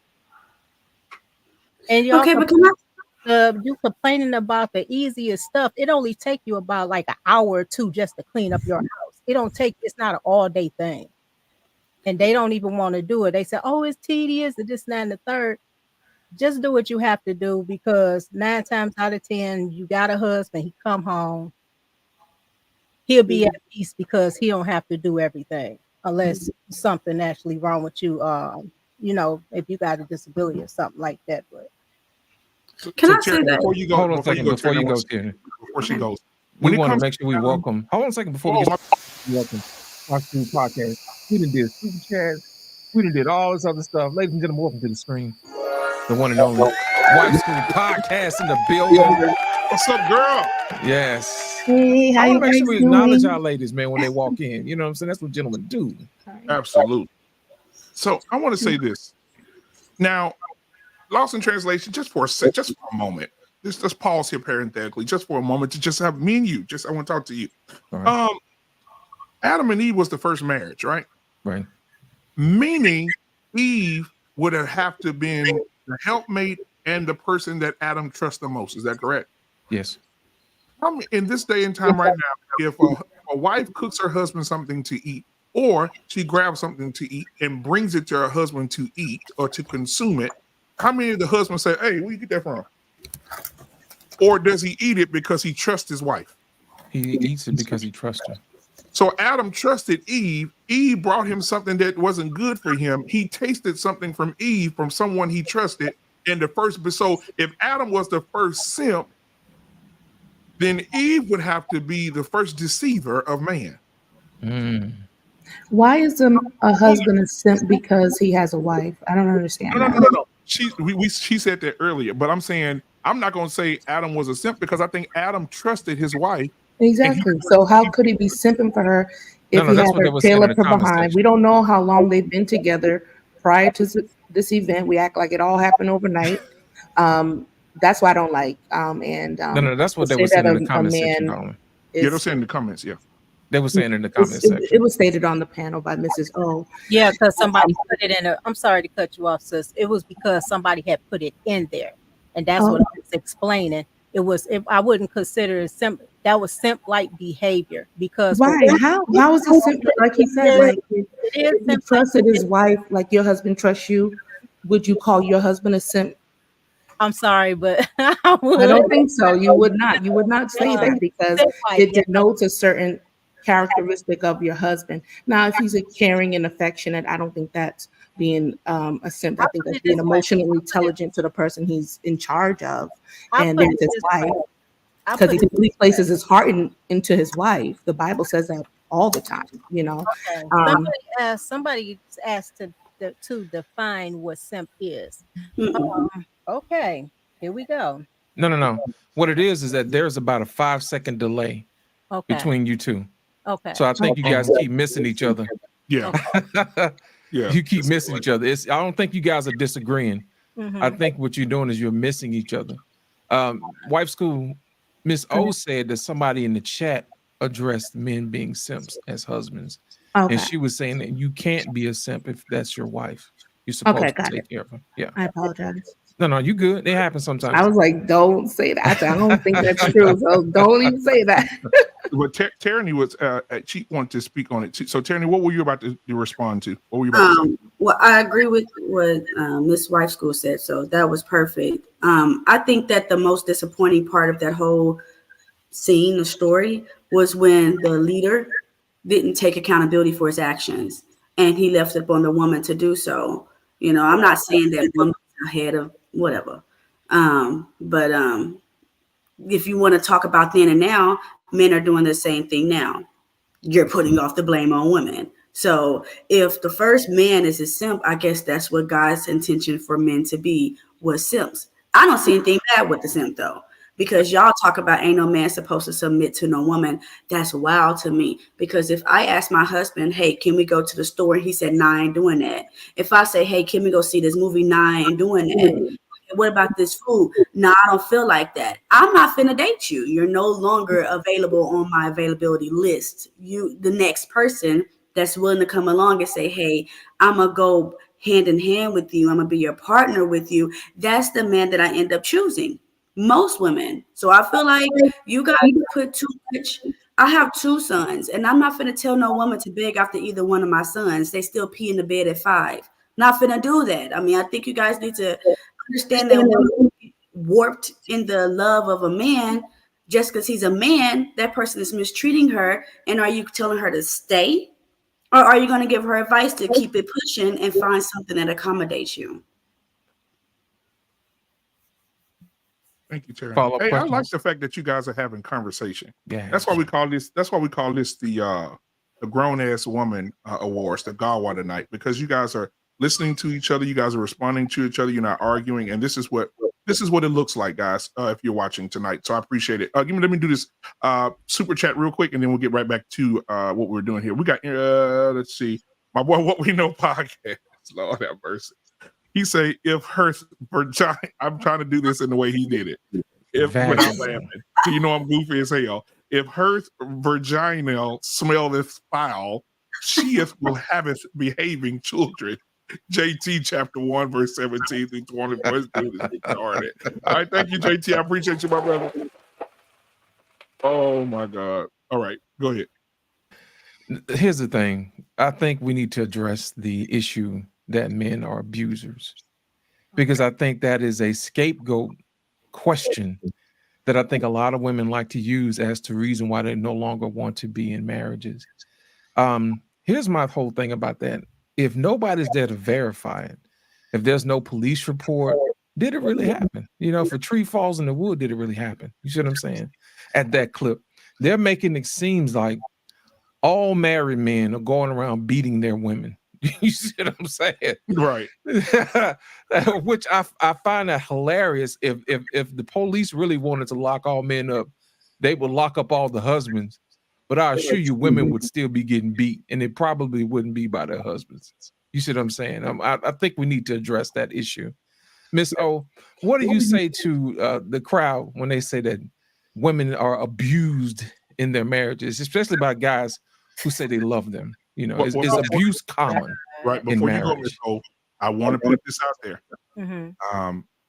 The last statistics that came out, we had the show last Tuesday, Mm-hmm. is that the domestic violence in America today Mm-hmm. is not led by men anymore. It's led by women in lesbian relationships. I believe it. I believe it. Let me see this. A lot of women. I don't understand the abuse thing unless you had like you said, like documentation. That's the only way I believe it. Because women lie. I'm sorry. I'm a woman, but women lie. They'll say a man beat them just so they can get sympathy. And I'm not saying that there's not any that's out there, because I know of some that was actually victims. So I'm not saying them. There are actually victims, women that's been victimized into in domestic violence. So for the ones that have been, I'm not talking about you. I'm talking about these other ones, because I had sons that went through this. And I actually seen it. They just lie. And if the female don't do what they want them to do, the first thing they'll do is call the police. Oh, he hit me. Actually, they had a lot. I've been watching a lot of videos lately on those police cams they've been having. They've been showing more women beating the men. And those women are calling the police on the men, saying the men beating them. So I know I'm right on what I'm saying, but I wouldn't say, I'll put it this way. I think it's more DV when it comes to women that's not married more than it is the women that is married. I'm just gonna be honest. I'm gonna be honest on Is that. that what you've seen? Women outside of marriage getting handled? Is that what you see? Yes, I did. I grew up, like, I've been around, like, I've come from a big family, and they were all married. I didn't see that. I'm gonna be honest, I did not see that.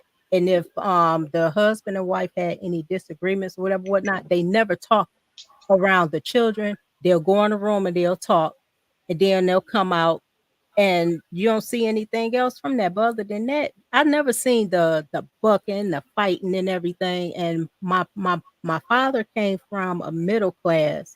My mother came from poor.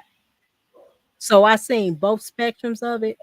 Far as relationships, and my dad's side, it was more married. My mom's side, it was more single, and I actually seen it more on my mom's side when it came to the fighting, the women chest bumping the men pushing them away, the females hitting them, and next thing you know, the woman getting hit because she keep just chest bumping.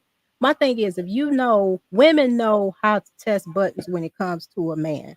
If you see this man is irate and want to fight and this and the third, why get in his face? Why talk stuff? Why put fuel to the fire just to escalate it?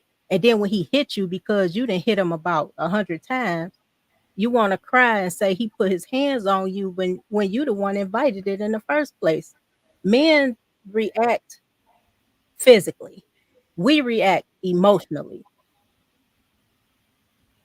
And women can't control their emotions, and a lot men can control better than men can control that physicality on putting his hands on you more than a woman can control that emotion when it comes into and when DV comes into play.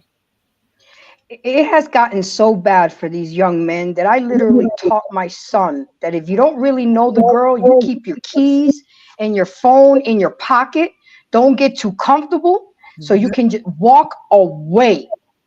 And the first time she ever puts her mouth together to form the words, "I'm calling the police," you leave her right where she is.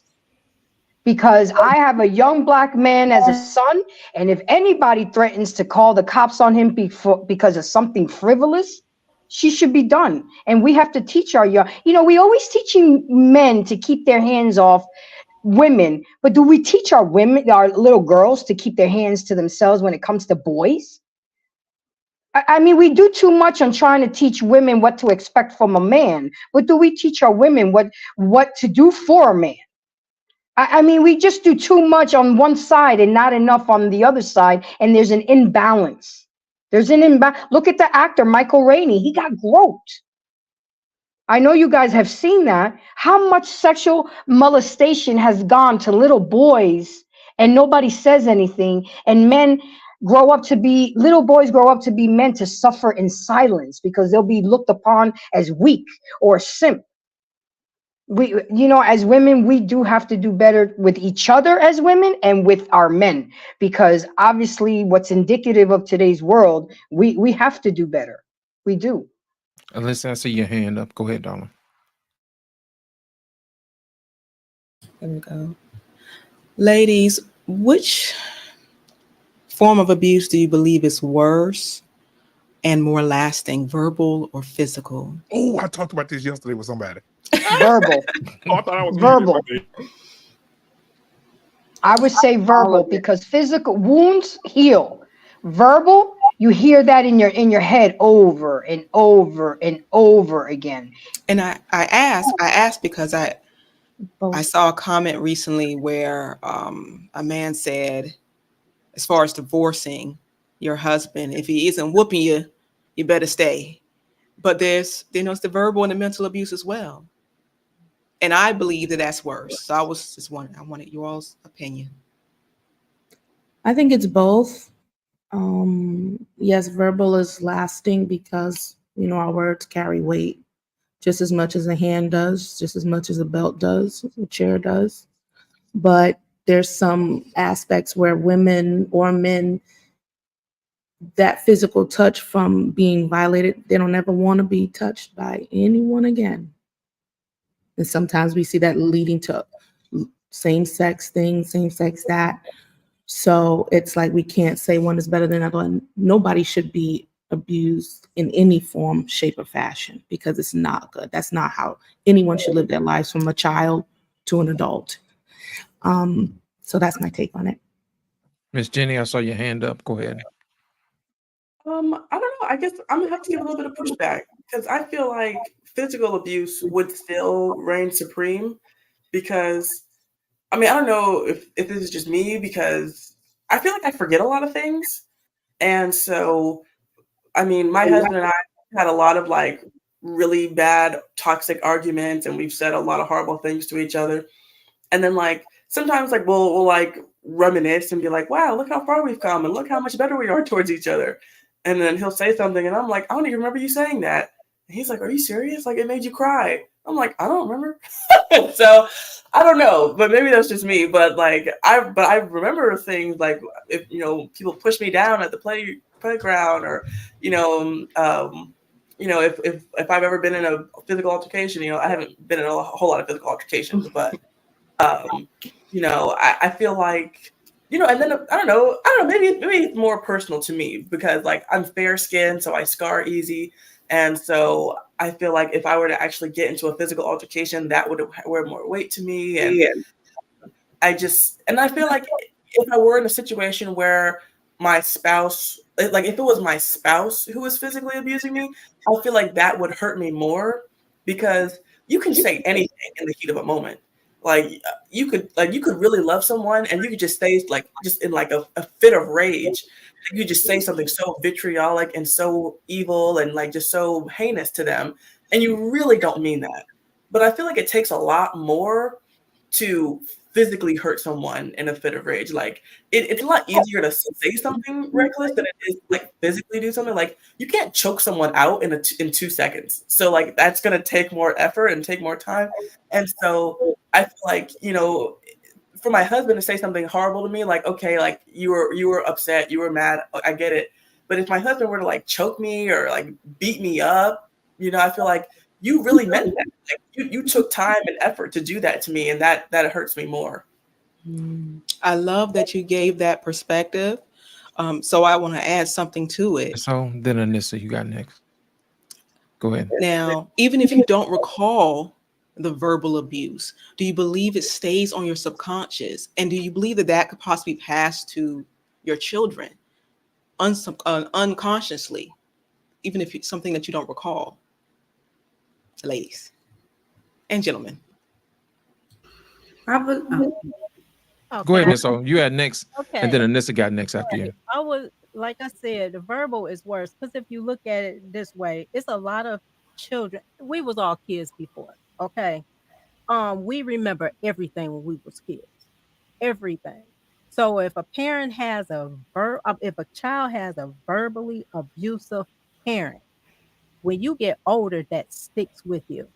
When it comes to the physical, okay, you have whatever, but when it comes to that physical abuse, the best thing to do, and take it from me, is to leave. Okay, that part. But when it comes to the verbal will always be in the back of somebody's mind. They even had studies when, you know, when our people was in slavery, whatever, and all it's trauma. They had all that verbal trauma, they had all that physical trauma, and when they had children, it ended up going with the kid, with the child. So although the kid haven't went through everything that the mother went through while I was in the womb, it feels everything. So it's just a trickle down effect when it comes to the verbal abuse. So I would say the verbal is way stronger than the physical. Anissa, you want to follow up? Yeah, I just wanted to follow up with Wife Podcast. I think we just need to get to the point where we say abuse, period, is just wrong. Doesn't matter. I could care less which one is more hurtful, you know, than the other. Verbal abuse is wrong. Physical abuse is wrong. I guarantee you, any woman that's being physically abused is also being verbally abused by that man. The two often go hand in hand. So I think we just need to come to a point where we just call abuse abuse. It is wrong across the board. Doesn't matter which one is more pervasive than the other. It is wrong. No one should be abused, period. If you want the respect of your wife, don't verbally abuse her. If you want the respect of your husband, don't verbally abuse him. And everybody needs to keep their hands to themselves. That's period, point blank. We are not going to sit here and grade abuse. Abuse is wrong across the board. Thank you, Anissa. Let me add to that real quick, if I may. I always like to add a perspective to my sister Anissa. Anissa, do you know that in certain states in the United States of America, that is a thing that couples do? Do you think that? Do you know that there's things that there's something called? I got to pull it up here, and I'm trying to put it up on the screen so we can all see it together. Let's see, one second. I'm trying to pull it up here. All right. So while I'm pulling it up, I'll be discussing it because I don't want no dead space in the show. But there is a where is it at? Video. Okay, there it is. There is something called domestic discipline. And Trey, this is an all-women's panel, so there's no men allowed tonight. However, there's something called domestic discipline. And a lot of women have submitted this to their husbands, not the husband submitting it to them. And that's why I'm trying to put it on the screen so you guys can see it. There's 5 types of domestic discipline. That's consensual corporate discipline, a practice between 2 adult partners in a relationship that involves fully consensual corporal discipline legally. All right. So that means if in that house, if he disciplines his wife physically, he can't go to jail for abuse because it's agreed upon by the wife that he does that to her. There's also one called relational approach, a domestic discipline, a deviant behavioral approach to relationships that advocates wifely submission and male dominance through the use of disciplinary tactics like spanking the wife. A lot of Hold on, pause. Yeah. So let me get the super chats. Hold on a second. Y'all just let that marinate. Let that marinate. Let that marinate. Listen, they could come up with whatever kind of crazy rules that they want to. I'll just speak for myself. No man is going to be putting his hands on me or disciplining me. Last time I got disciplined, I was 16-year-old, and that was by my daddy. And I've never had a man put his hands on me, and I don't expect that to ever change. So you will not be disciplining me. You can talk to me, but you will not be putting your hands on me to discipline me or spank me. That's absolutely not going to happen. So Anissa, if you get out of line, So I'm glad I don't live in those states. But that's just me. Those are my boundaries and my standards. I don't know what other women do, but that's never gonna. Anissa says she does not want to be spanked. If you get out of line with Bartholomew, and Bartholomew says, "Come here, woman," and he throw you across that hip and say, "Now get in there." What you? Oh, look at her. Yeah. And the reason I said that is because I left that part out because I knew you was gonna make that face. It says most of these relationships has very, very high sex drives. So that means that relational approach of domestic discipline leads to a lot of kinky sex. But I'll just I see some grins over here. You know what I'm saying? I see. I see some grins. So said, what is it? I just want to put that. But anyway, I want to say this before I had to. My newborn baby is needing me, but for one, I just want to say that doctors said that most abused couples are married couples because they stay together. So those are the people that's being abused the most is married couples because they don't ever leave. And then it would only, make sense. And then as far as like trying to discipline, listen, that doesn't work. I'm trying to figure out another whooping outside of whoop ass when it comes to my kids because me whooping their ass ain't working. And so I'm gonna have to find another way to discipline them because they do what they want to do. Okay, you spank them, they cry for the moment, and they go back to doing what they want. I've had my first, boys or girls? Both. I have both. Yeah. How do the boys act when you give them a spanking? They're more spoiled. Where the girl will accept it. The boys will cry, "How dare you whoop me? I'm supposed to get stuff my way." Versus my daughter would get a quick attitude, and then she'll keep it pushing. Why is there a difference? They're raised in the same household. What's the difference? I think it's literally born that way. Literally, I mean, my oldest is 5, my next is 4, then I have a 3, then I have a newborn. So it's literally in their gene where the boy would act out even though he was wrong, versus the girls taking it and accepting it, and it is what it is. So hold on. So what you're saying is that the girls, when they do wrong and they're disciplined, they don't want to take any accountability for what they do. But the boys, on the other hand, do. No, completely flipped. The boys will whine, "Mommy hit me. How dare you hit me?" Keep whining. But the girl, I might not even have to spank her. I just let her know, hey, you was wrong, and she'll take it and she'll keep it pushing. The boys is the ones that make a big deal about it. And that's natural. I definitely didn't teach them that. So in this particular situation, So in this particular situation, the girls accept accountability from their mother. As babies. Yeah. As babies, yes. Mm-hmm. Stay out my head. What about the father? How do the boys respond to the father's discipline? So I feel like boys test mothers more than they do fathers. They don't.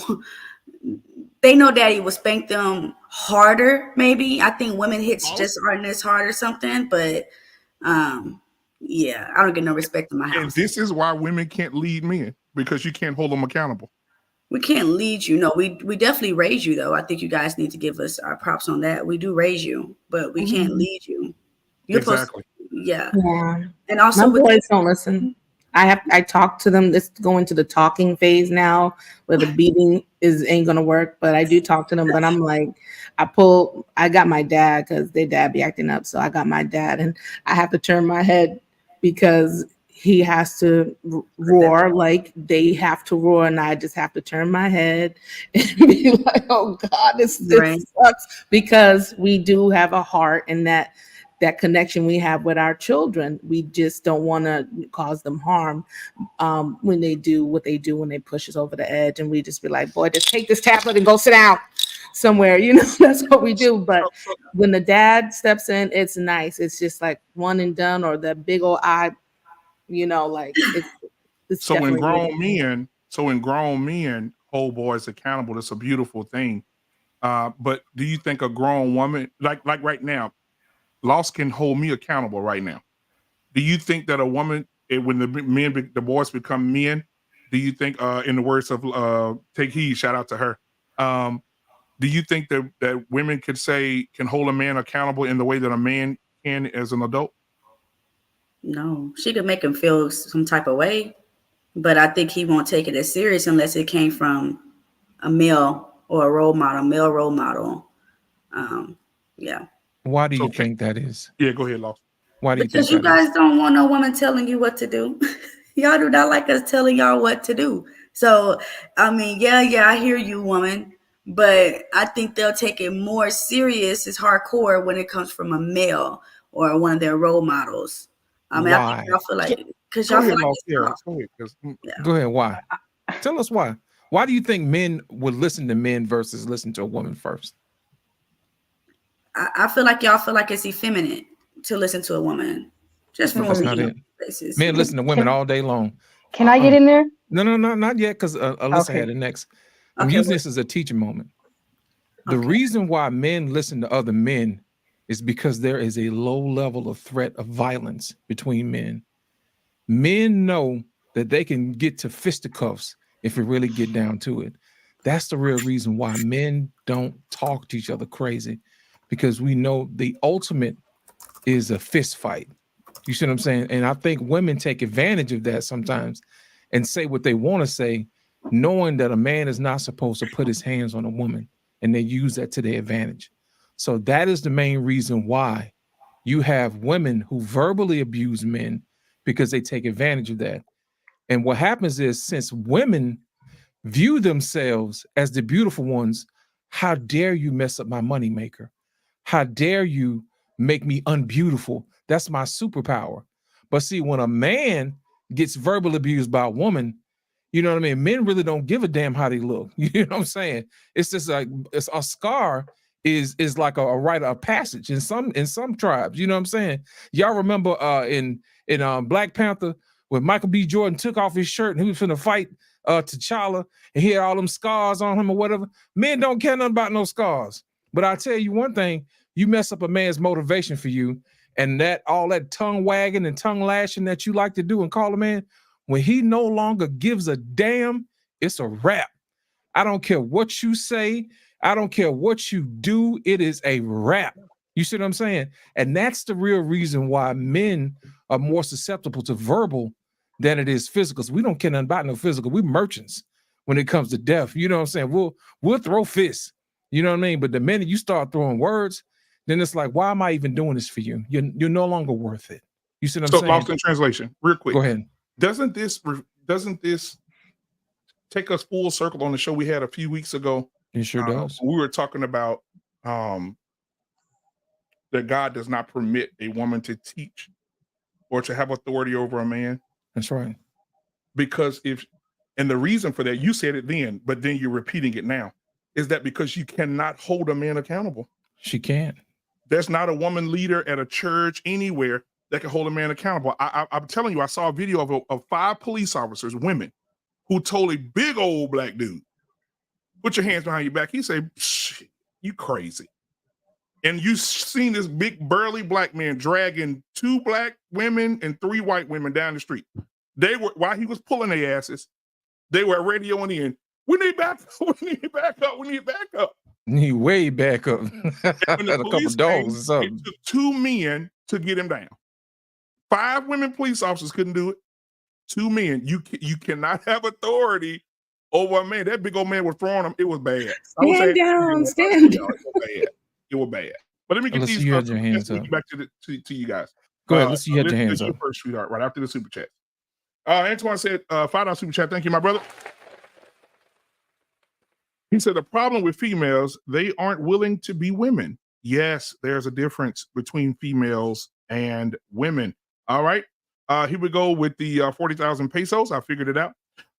Let's see. He said, many women confirm why, as passport brothers, are married to new wives in new countries. My wife in South America has her MBA, an accountant, and I get meals, no attitude, and peace daily. There is nothing my wife can't have. Jesus Christ. Thank you for that, man. Shout out to the degrees and the green beans. You know what I'm saying? Lord. Jesus. Okay, let's go to the next one. Let's see here. Who was the last one that we read? Oh, here we go. Oh, we did that one. Antoine's $5 super chat. Here's a question that I want to ask the ladies. Do you want equality or fairness? Because there's a difference. All right. Thank you for the $5 super chat. We got Andre, and Andre love crossing borders again with 10,000 pesos. Only in the U.S. are husbands called partners. Lord have mercy. Originally an LGBTQ term. Now proof is out. Women are the most abusive. The panel is downplaying it. Thank you for that. Appreciate it. We got another 10,000 pesos here. He said, a woman can raise a male. They can never make him a man. Only a man can develop a man.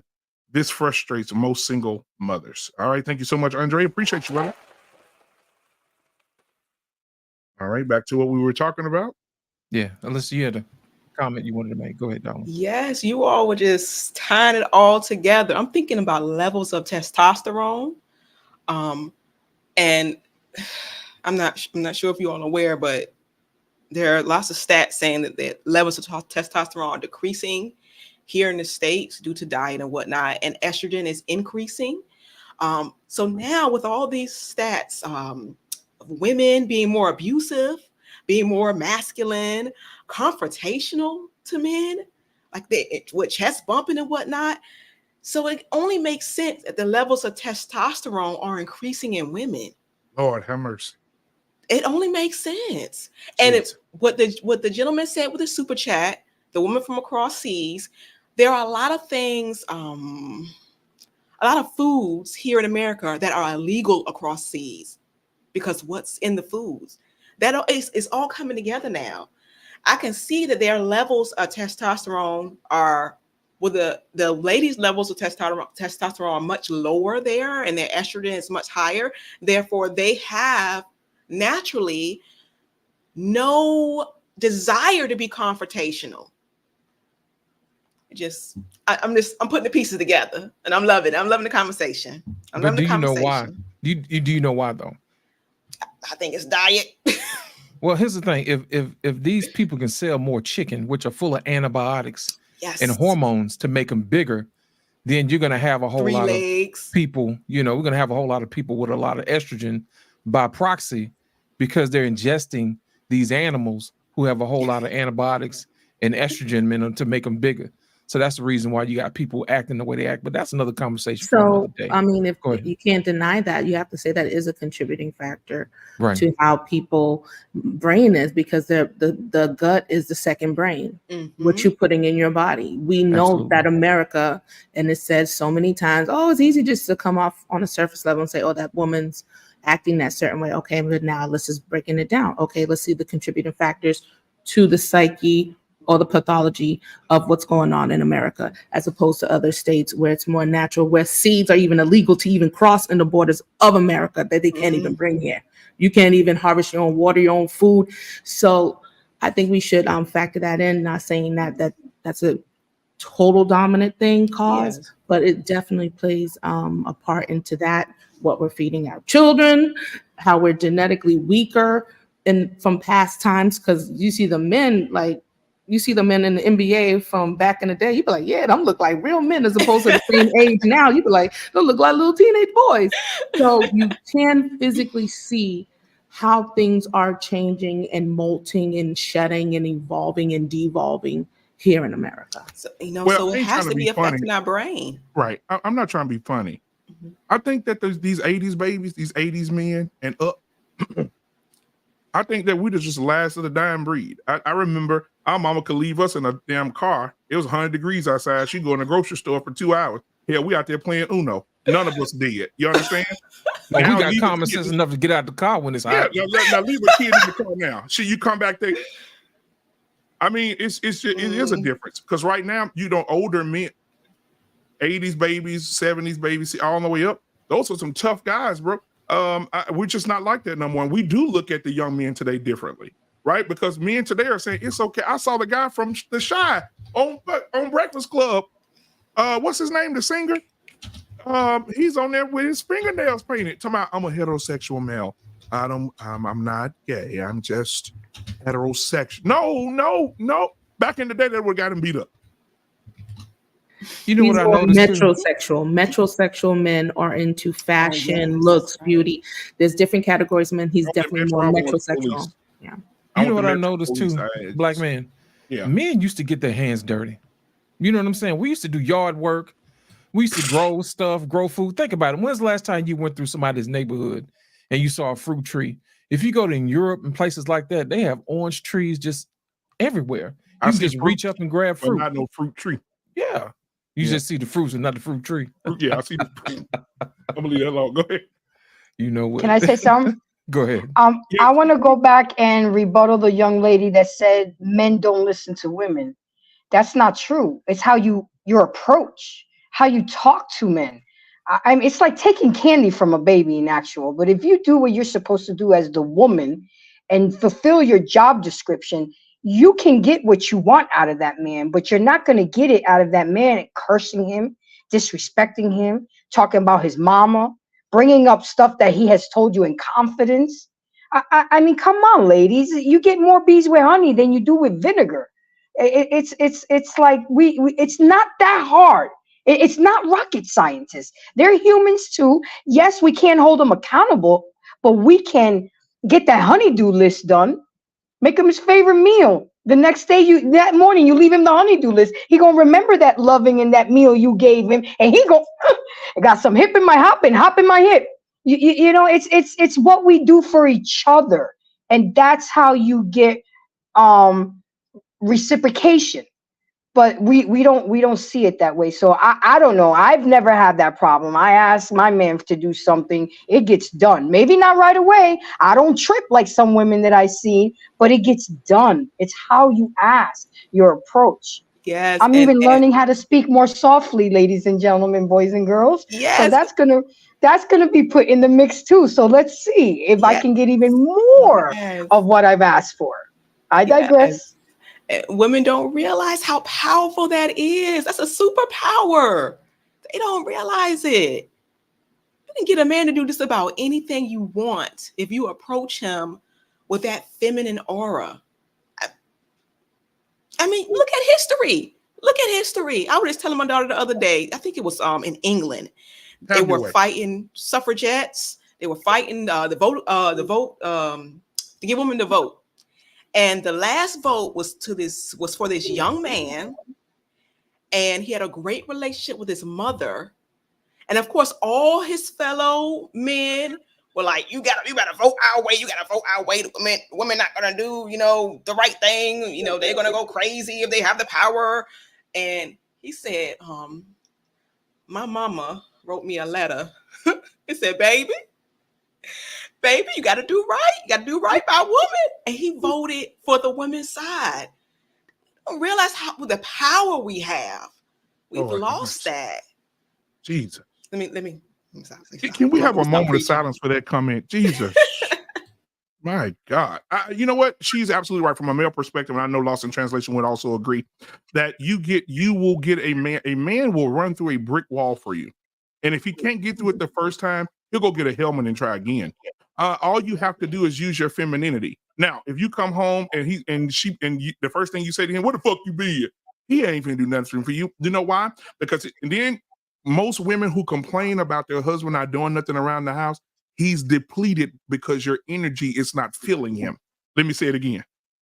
He's depleted because your energy in the house and what you're creating, because the Bible speaks of a woman builds up her house.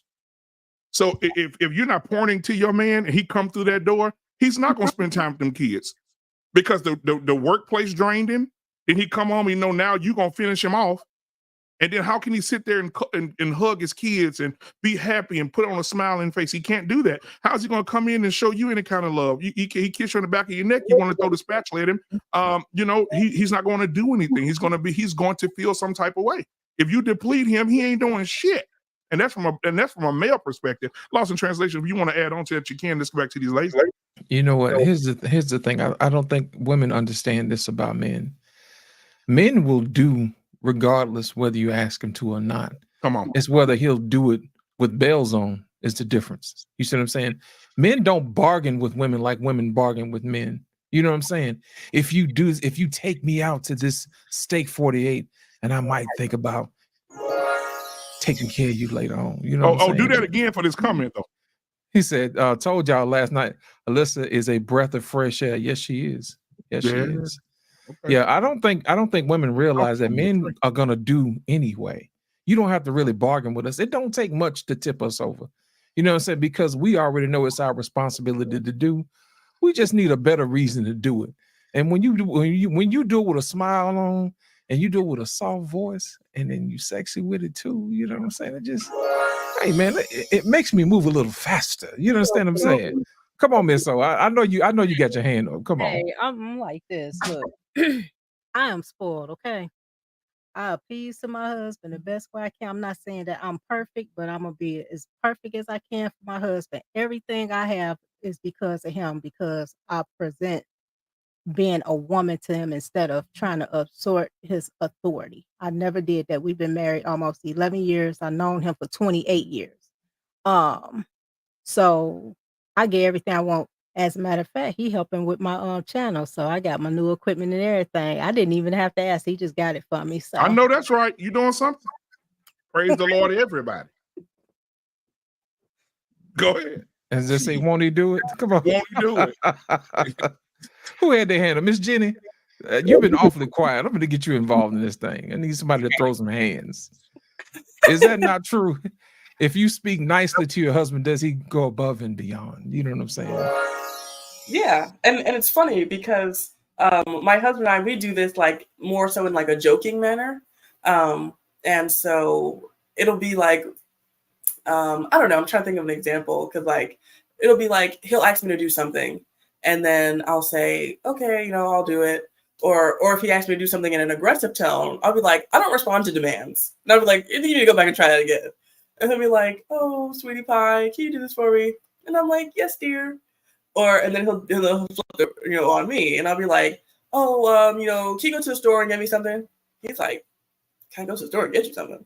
And I said, oh, King, did you mind going to the store and picking me up something, please, dear, honeybee? And he's like, what do you need? Like, how can I help you? And so he reaches down and he finds the gumption to go get his honey bun, whatever she needs. That's right. So, and this is one of the major flaws of feminism, as ironically as it's called, because feminism has taught women how to be more like men and that has not taught them how to embrace womanhood and play to our strengths. We're so busy trying to fit our round peg into the square hole, I believe it is. Pause. And so yeah, can't say anything. We quick with the pause over here. You know what I'm saying? So, we're so busy, trying to make something fit that doesn't fit when we just need to be who we are and play to our strengths. And so when women act aggressive, I mean, we're not even actually being men. We're just being obnoxious women. But, that's not our strength. We're meant to be meek and gentle. And so we just need to, try to absorb into that. That's a great question. White School, I got a question for you. Okay. Why is it important or what's the benefits of a woman being feminine? It's so many benefits to being feminine, right? You are pleasant to be around. You're nurturing.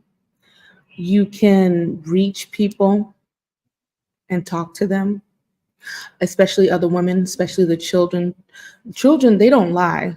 they'll tell you about yourself. You know what I'm saying? Children, they'll love to be around you. Children come to me all the time. I'm like, even though I beat them up and stuff, but I love children. It's the power that we have to cultivate when tasks and things are given to us.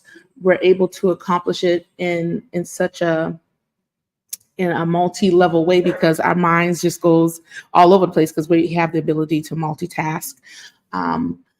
Just the softness and the peace to be able to sit and listen. I don't think we do it enough. You know, I don't think that the American life affords us to do it sometimes, you know, to be able to sit. But when you're able to tap into your femininity, it brings your stress levels down because we attract what we are. So if we're stressful, if we don't have peace, if we're unsettled, if we have trauma, if we have all this baggage in us, it's going to come out and affect other people. It's going to affect our children. It's going to affect our man. It's going to affect our household.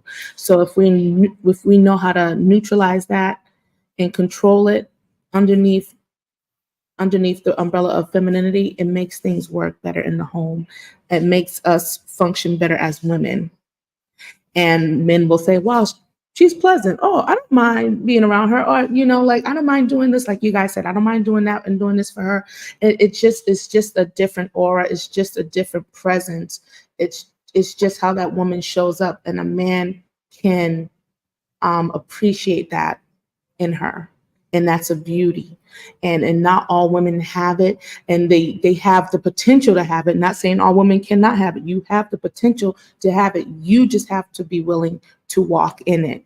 And it doesn't take nothing away from you. It doesn't dumb you down and make you some slave. Like, it's not that. It's in the Bible, it says that you are a crown to your husband. You are a crown. You are a diadem. So don't you want to be blinged out? Don't you want to look good? You're looking good. You're making him look good. You're making everybody look good through your femininity. And who doesn't want to front that? Who doesn't want to show that off and make all the other guys jealous? Wink, wink. And you opening doors for your man too, because your femininity can not only get your man right, but it can get other men right for your man. Come here, talk to me. And you know what? My wife talked to your wife the other day. She's amazing. She's a breath of fresh air. Oh my God, why you didn't tell me you're married to this wonderful lady? Hey, listen, we want to talk about that deal we talked about last month. We go ahead and get that taken care of. I'm telling you, it'll open doors for you. And now, I didn't want to do this, but I'm gonna do it because I got to. It's important that we do this. But before I do, I don't drink. I just need a shot of Jesus. So while I'm waiting on that, I'm gonna do these cash apps. Let's see what we got. We got a lot of love connecting going on in here tonight. I want to say that first. These ladies have brought on some love. I see JC in the chat. To mind my business. I seen Embrace the Grace throw something out there to my. She just want to talk nice to JT tonight. And, oh my God. And then I saw Trey out of all people. Somebody soft and broke my boy Trey down because normally Trey hard as the I-20 going to New Orleans. I'm telling he throwing handkerchiefs and carrying on, man. What's really going on? He said he just want to love us. He want to love a soft-spoken woman and all this here. And when Alyssa was talking, he lit up like a firecracker. I said, oh God, Jesus. And so Lord have mercy. So I just want to put that out there. I just, I love. You know what? It seems like the fellas like the ladies, man. Yeah, I thought this was the hate. I thought this was the hate black women channel. You know what I'm saying? The He-Man woman hating club. The He-Man woman hating club. You know, tonight we got a lot of people watching. You know, look at this. He said, "I want to protect a soft, delicate, meek woman." Now, 2 weeks ago, that message would have said, "Fuck these hoes, I'm single forever." Now, I see it. Exactly. Changed. I see it. I feel it in my spirit. So shout out to Trey. Maybe we can get a number for you tonight. Listen, hallelujah, somebody. I'm just gonna throw it. You know me. I'm gonna throw it out there. If it's either gonna grow, it ain't. Hell. Okay, let me get these super chats. I'm sorry, y'all. I'm sorry. Let me get back to what I was doing. I love love now. I love love. Yes. Okay? And then TJ, I ain't gonna say what TJ said about Wife School Podcast. We're gonna keep that under the wraps. Wait a minute. Now hold on. Yeah. Yeah. Oh, she got his number already. All right I now. don't even know where to start. These folks didn't showed out tonight. Okay. Confirm password, bro. Here's a question. Okay, I got it. All right, we got 10,000 pesos here. Nope, we read that one already. Right, we read that one. Okay, there we go. Through the Fire Podcast, $5 super chat. He said, Alicia is correct about T levels in women. I work with 3 women under 30 with goatees. With goatees and a 5 o'clock. Talking about, I like how you got that lined up, baby. We're gonna play our super chat video of a lady with her T levels up. Andre and Andre love crossing borders. Thank you for the 40,000 pesos. He says she's correct. 116 foods in the U.S. is illegal in most countries. U.S. chicken, pork, beef, GMOs. I'm 57 he's from Colombia. Hey man, thank you for tuning in. He's in Colombia, but he's from here. Yeah, in Colombia, and healthier than most 27-year-olds. By the way, if my traditional wife asks, I'll do it ASAP because she's feminine. Praise the Lord, everybody. That's what I'm talking about. Praise the Lord down there in South America. Now, South America, damn. Antoine, $10 super chat. He said, ladies, who's the first man to validate you? Your father. The second man, your husband. These are the things that females will never appreciate and understand. My. Interesting. Good point. Hey, my daughter in here right now. May I tell you I love you? I tell you I love you today. You guys talk up, they can't hear you. I love you too, baby. That's so sweet. That's so precious. That's so precious. That's what I'm talking about, black man. You're right. Baby, boy, she's right over there staring at me like this. She can't hear y'all, so I ain't want to yell a couple of years. But yeah, I want to ask this question. This is a damaging question that's been going around the internet, and I want you guys to answer it for me, ladies. We're gonna go down the serious road here. How do you feel about black women endorsing and pushing the narrative of deleting all male black babies?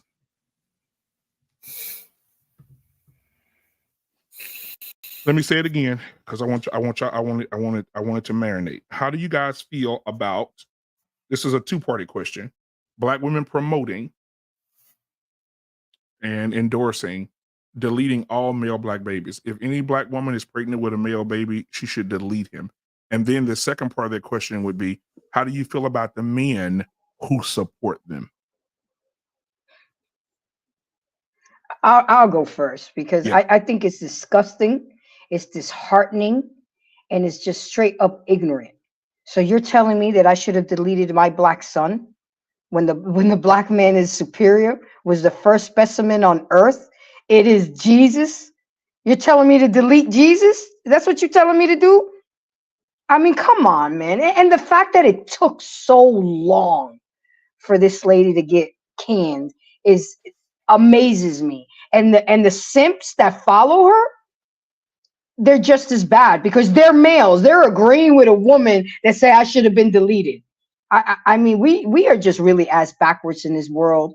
And these women, I mean, you can feel how you feel and think what you think, but imagine a 21-year-old in this dilemma and comes across this video and was this close to keeping the child and hears that show, and you've just changed this little girl's mind to delete that child, when that could have been the next president, that could have been the next inventor, the next anything.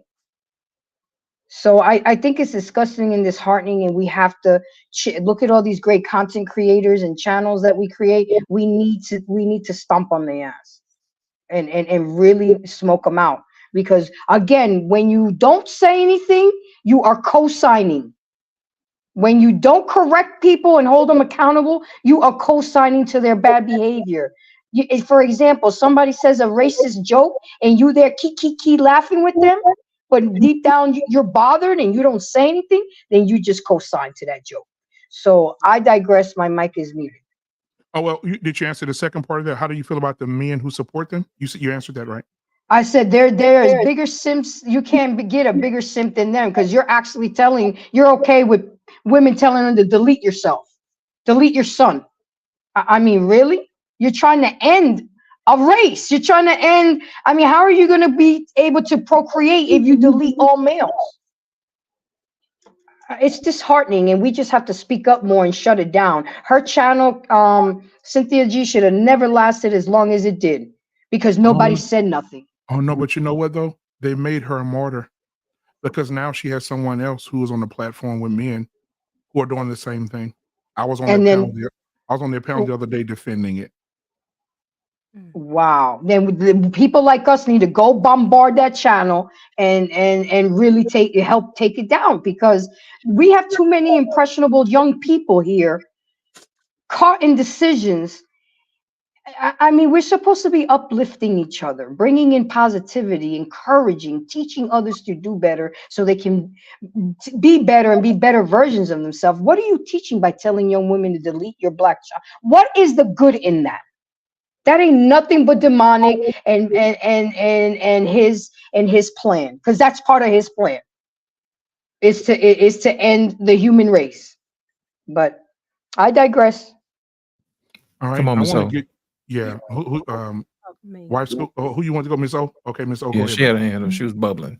Oh yeah. If Wife school, people you got next. pay attention, if you was to, we back at the Bible.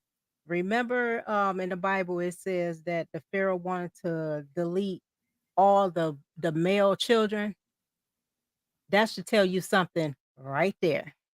I'll leave that alone on that one. But I have a problem with that. You have so much hatred for a man that you want to delete what the babies have to do with it. The babies don't have to do anything. I'm like this. If you don't like men, just stop opening your legs to them and just get with a female, because that's what feminism is. It's lesbianism. If you hear what I said. So, and I'm again, and these guys, any guy that endorsed that, they on the rainbow side. That's all I have to say. What's say it again? Now I couldn't hear you. What you say? If any man, if any male side with that rhetoric, they are on the rainbow side. She did say rhetoric. She did say rhetoric. She said rhetoric. I think he clipping you right now, Miss O. Take a look. It's in a book. Mm-hmm. The Reading Rainbow. Miss O, thank you for your comments. I appreciate it. White School, you waiting on that? You waiting on me to finish it. White School, what are your thoughts about they promoting this, and then what do you think about the men who are supporting it? Well, I think, as you know, looking at children, you know, Jesus loves the little children, okay, and he blesses our womb to produce something beautiful. And it is not that child's fault at all because you're whack. You don't want to be, you know what I'm saying? It's never that child's fault because they didn't ask to be here. You decided to open your legs and do what you want to do, and that child should not have to suffer for that. But unfortunately, in this society, it's championed, it's enabled, people outside protesting for this and saying it's all right. Like, no, it's not. And it's life. As I look at things through a biblical lens, like there's nothing new under the sun. People were doing this back in the day, and they were, I looked it up, they were the Canaanites, and they had a deity called Molech, okay? And they practiced child sacrifice. So this child was already out of the womb, okay? Willingly taking your child, regardless, now it's inside. So now we don't have to even deal with it. And I'm sure women, if they had the chance, they probably do it still, if the deity was there. That's how sick people are. And the Bible spoke out against the practice of the child sacrifice. And it was one of the reasons why the Lord instructed Moses to destroy them. So, you know, sometimes I wish God can step in and, you know, make it do what it do and destroy some things, you know, blow up some of these Planned Parenthood, whatever, I don't know. But look at her channel. It got taken down. You know what I'm saying? That's a form of destroying her platform to say anything, to silence her voice. Maybe it's easy this time. Maybe next time it won't be so nice. So pushing the buttons of God's heart, because he loves children so much. He said, if you offend this child, it's better for you to tie your stone around your neck and go get thrown in the sea. That's how he really feels about his love for children. So I think since we displace religion, we have decentered the man. We don't care for the children. Come on. And the women are behind this, strong in numbers. And we should definitely speak out against it. Every chance we get, flag it, report it, and the men that support it, it should be brought to their attention. Like, hey, what's up, bro? You were a little black boy once. How do you feel? Is it hard enough as a man, as a black man? Like, come on. So where's the heart? Where's people's, nobody cares anymore. And to fight evil is an everyday battle. It's a daily battle. And especially with social media, it's a 24/7 battle. And those platforms should be shut down. It should be brought to their knowledge. We should fight back. We should stand up. We should be, wherever we can do, shut it down. That's just me. Unless you got your hand up, go ahead. Well, I'm not familiar with the origin. Was this something Western? Yeah, it's right here in America. Right here in America. Black sisters. Good old right USA. here. A whole bunch of them. Keep proving my point. Keep proving my point. Well, it's obvious that they are disturbed. And I have a question for you all in the chat, anyone listening. How many of you all would sign a petition or try to make a law where mental health was a requirement for the child or children or anyone responsible for a child until they come of age? How many of you all would agree to that? Because something's not right. Yeah. Wow. That I definitely would be there to support that. It has to be a mental issue. But I want to say this real quick. Yeah, I want to say this because you brought it up, Miss O, and I just wanted to bring some text to it, and you could continue, Alicia. It says here in Exodus 21, 22, and 23, when men are fighting and pregnant women is pushed so that the offspring is expelled. We know what that means, a deletion, but no other damage occurs. Whoever is responsible for this should be punished. The judges determined that the woman's husband may extract from the culprit. But if a deletion, I'm going to say, or expel happens, the penalty for deleting a baby should be a life for a life. Imagine if we live by those terms today, knowing that 23 million Black babies have been deleted since 1969. And we wonder why we're the minority and not the majority. At least 23 million. At least 23. Yeah, and we wonder why we think what we do doesn't have spiritual repercussions. Why do you think we're the least married? Why do you think we don't have certain things? We are paying for what we do. Yep, Miss Jenny, you had your hand up. Oh no. I mean, nothing surprises me with these people anymore. When it comes to these pro-aborts, they'll just say anything. And especially when it comes to Black children. I watched a documentary not long ago. It was about maternal mortality, like women going in to give birth and then they don't come out, or just being kind of neglected and not really seen when it comes to childbirth and things like that. And I didn't realize this when I clicked on it, but it was really heavily Black centered.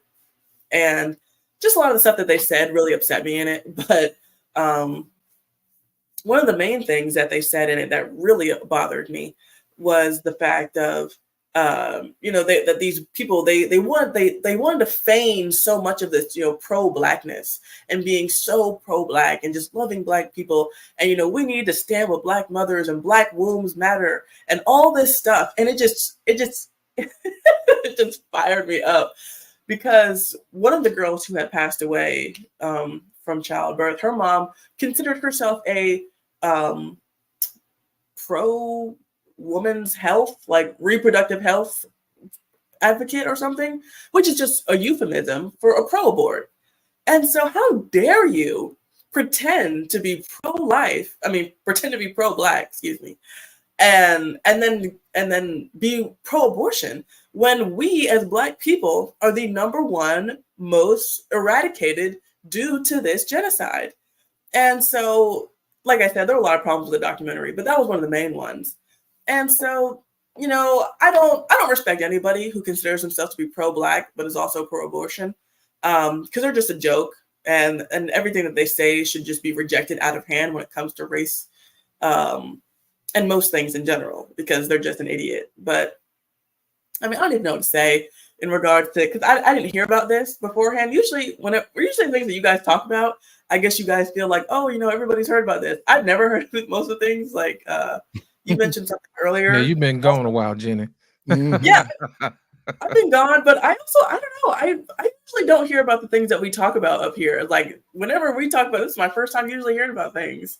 Jenny, because you don't expose yourself to all the foolery that's out there. You be mindful of what you listen to, what you hear. So, because we all know that a lot of the things we see in music is all connected to Satan, and you purposely disconnect yourself. That's why you don't know about all the foolery that's going outside in the world. I guess so, but I don't know. Maybe that's why my content isn't popping like you guys is, because I'm not plugged in. There's nothing wrong with it, though. You're not missing anything. Here's the thing. I like your answer because it's unbiased. You see what I'm saying? Right. It is an organic way of looking at it, and that's the reason why we appreciate you, is because you're not exposed to it. I think a lot of times when people get into these conversations, they have a side that they've already pre-chosen. So they're gonna be predestined to fall into a particular camp, and they're not gonna listen regardless. So that's the reason I'm glad you're here, is because you weren't involved in that particular conversation, and you can give us some fresh eyes, or in this particular situation, fresh ears on the matter, to make sure that we're level and we're grounded in reality versus this stuff that we see on YouTube. Because is Cynthia G the sprinkle lady, or is that someone different? No.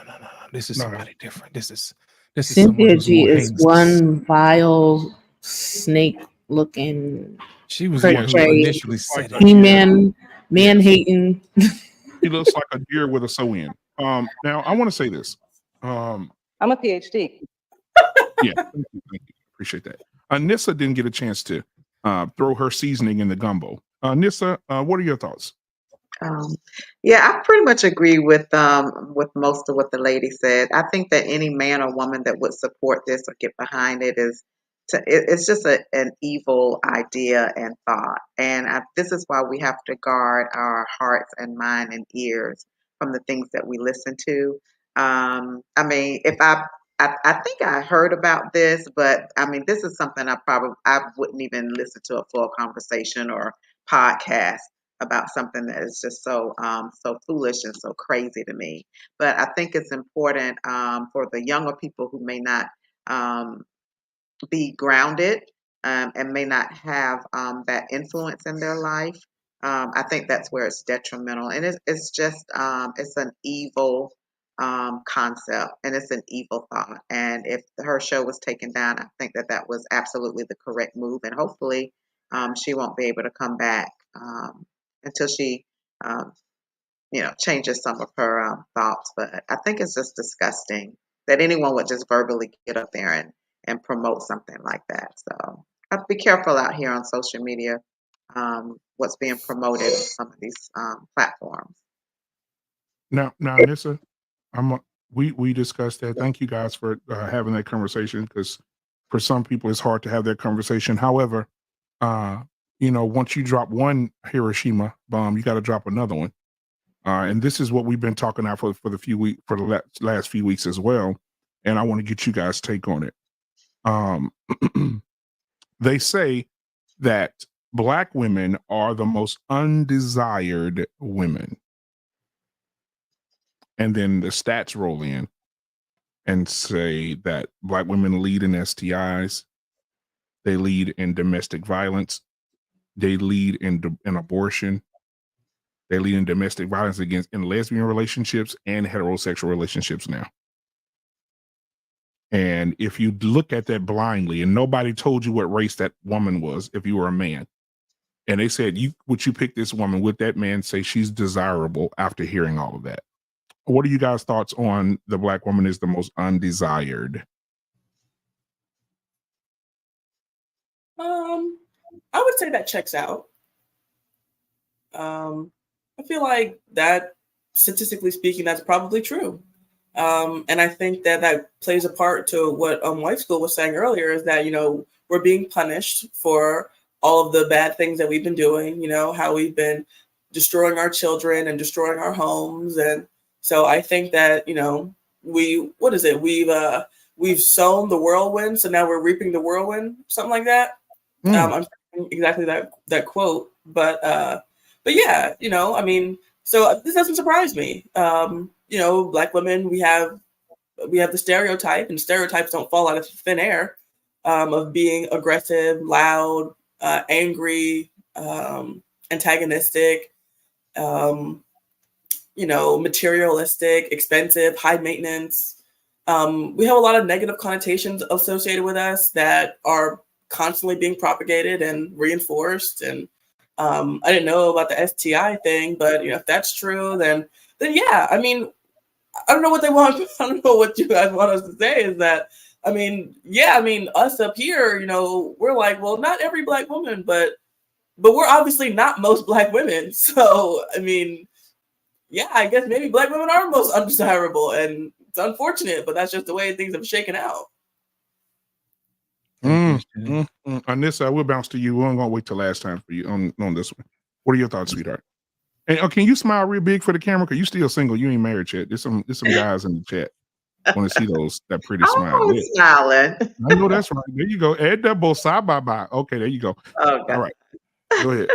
Praise the Lord, everybody. Go ahead. As a black woman, it makes me sad to hear that is the stereotype that we have, simply because just in my life and my circle of friends and influence, I definitely do not see that. So I see things more from my lens and from my perspective, although I know that the undesirable element does exist. I think we have a lot of work. We got a lot of work as women to do to change that narrative, especially if we want to improve our marriage rates, and our relationships with our children, and being better mothers, and so forth and so on. I definitely feel like we have a lot of work to do to improve in that area. And I don't know exactly where the turnaround is going to come from that. I personally believe that men need to be focused on women that are prepared and that are wives, instead of being so focused on the ones that are not. I think that's going to have to some kind of way work itself out. Um, organically or naturally, that the undesirables will, be filtered out somewhere. But I am not one of these women that's gonna sit up here and say women ain't shit and whatever, because it's just not my experience. I think some people need to elevate their friendship circle. They need to change their surroundings. They need to do things different, in order to put themselves around the people that are desirable and that are good examples and good mentors, and that are living the lives and have the relationships and marriages that you desire, because they definitely exist. But I think it definitely is a stereotype that follows us. And that's unfortunate that it can impact the good ones. I think that's the part, to me, that's the bad thing. There are a lot of good women out there, regardless of what people say. There are a lot of good black women out there. They're not on Instagram. They're not twerking. They're not most of them probably aren't even on this social media, platform at all. They're minding their business. They're doing what they're supposed to do, and they're carrying themselves the way that they should. And oftentimes these women are overlooked because they aren't in certain spaces, and they might not be appreciated because they might not be that Instagram, model and all of those. But there are definitely good women out there. And it's up to the men to find them and not to be so focused on the ones that you don't want. I never get up here and talk about men I don't want. If you're a Pookie and Ray and you're a thug and you're ex-con and you're all of that, I have no conversation. I have no energy to give you because that is not what I'm focused on. I am not trying to attract it, and you don't even deserve my conversation. So I really think that in that regard, we need to start pivoting and stop talking about what we don't want and put ourselves in position to get what we do want. Now let me say this as well. Now I agree with you, Anissa. There are some good Black women out there. I think Absolutely. I think that the spotlight on the stage, imagine this right quick. I just want to put this in there. Just imagine this for a second. There's a huge stage. Michael Jackson, just you opening up for Michael Jackson. And they find the opener. And Anissa, you have the gift to get up there and be the beautiful Black woman you are. And get up there and show the world what a beautiful Black woman is. And they tell you at the last minute, Anissa,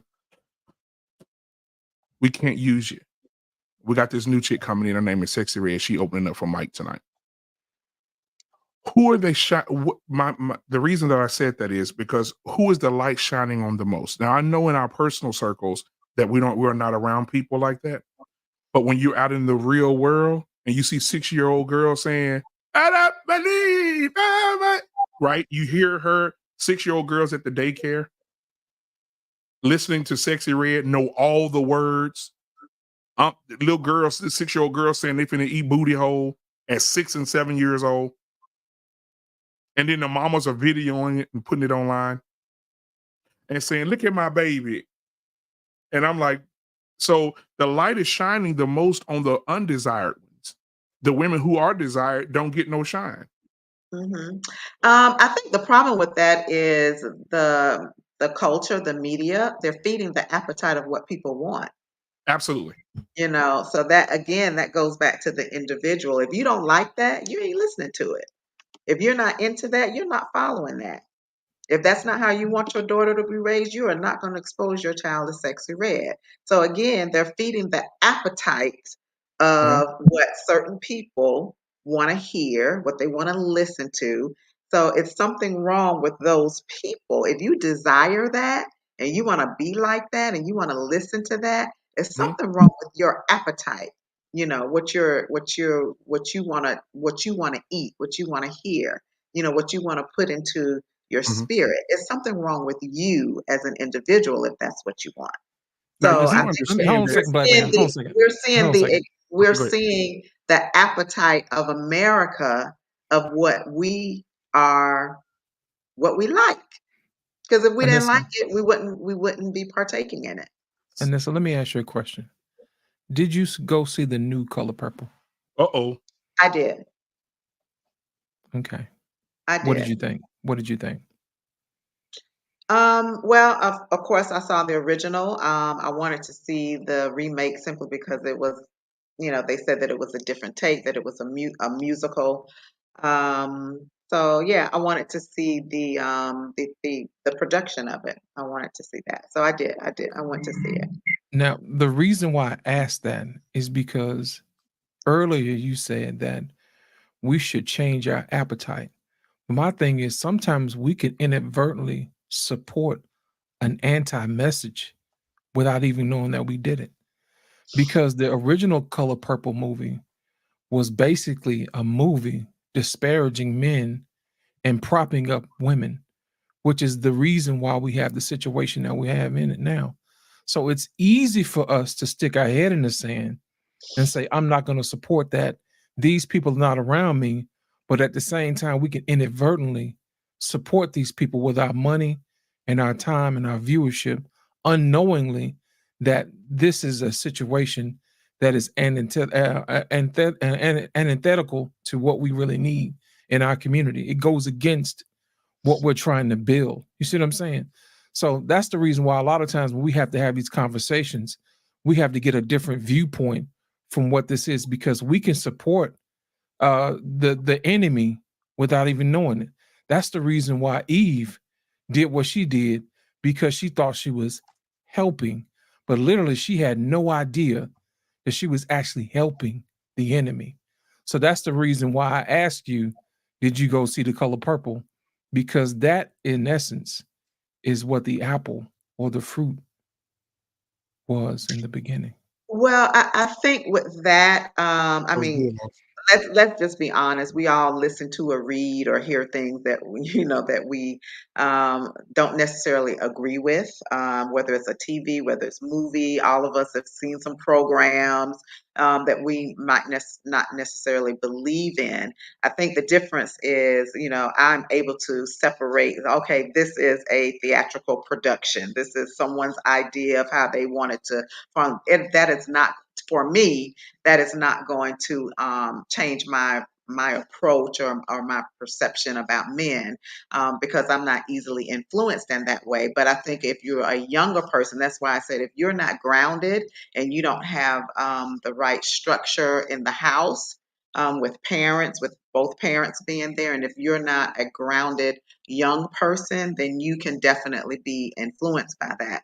I think I've matured to the point where I'm not going to be influenced by that, because that's not going to make me disparage men or change my perception about men. So I think it depends on where you are in your life, and also depends on your maturity. But I definitely see your point. Well, here's the Now, thing. I'm going to go follow ahead. up with you. I'm going to follow with you. Even though you have the ability to separate the two, by you supporting it, it validates to those who don't know how to do it, and they support it as well. A lot of times we live in a society of people who like to follow. And if your blind leadership causes them to get in line and go see it, then what'll happen is you validate the message, even though you have the ability to separate it. You see what I'm saying? By sheer numbers, everybody does not have the ability to separate reality from fantasy.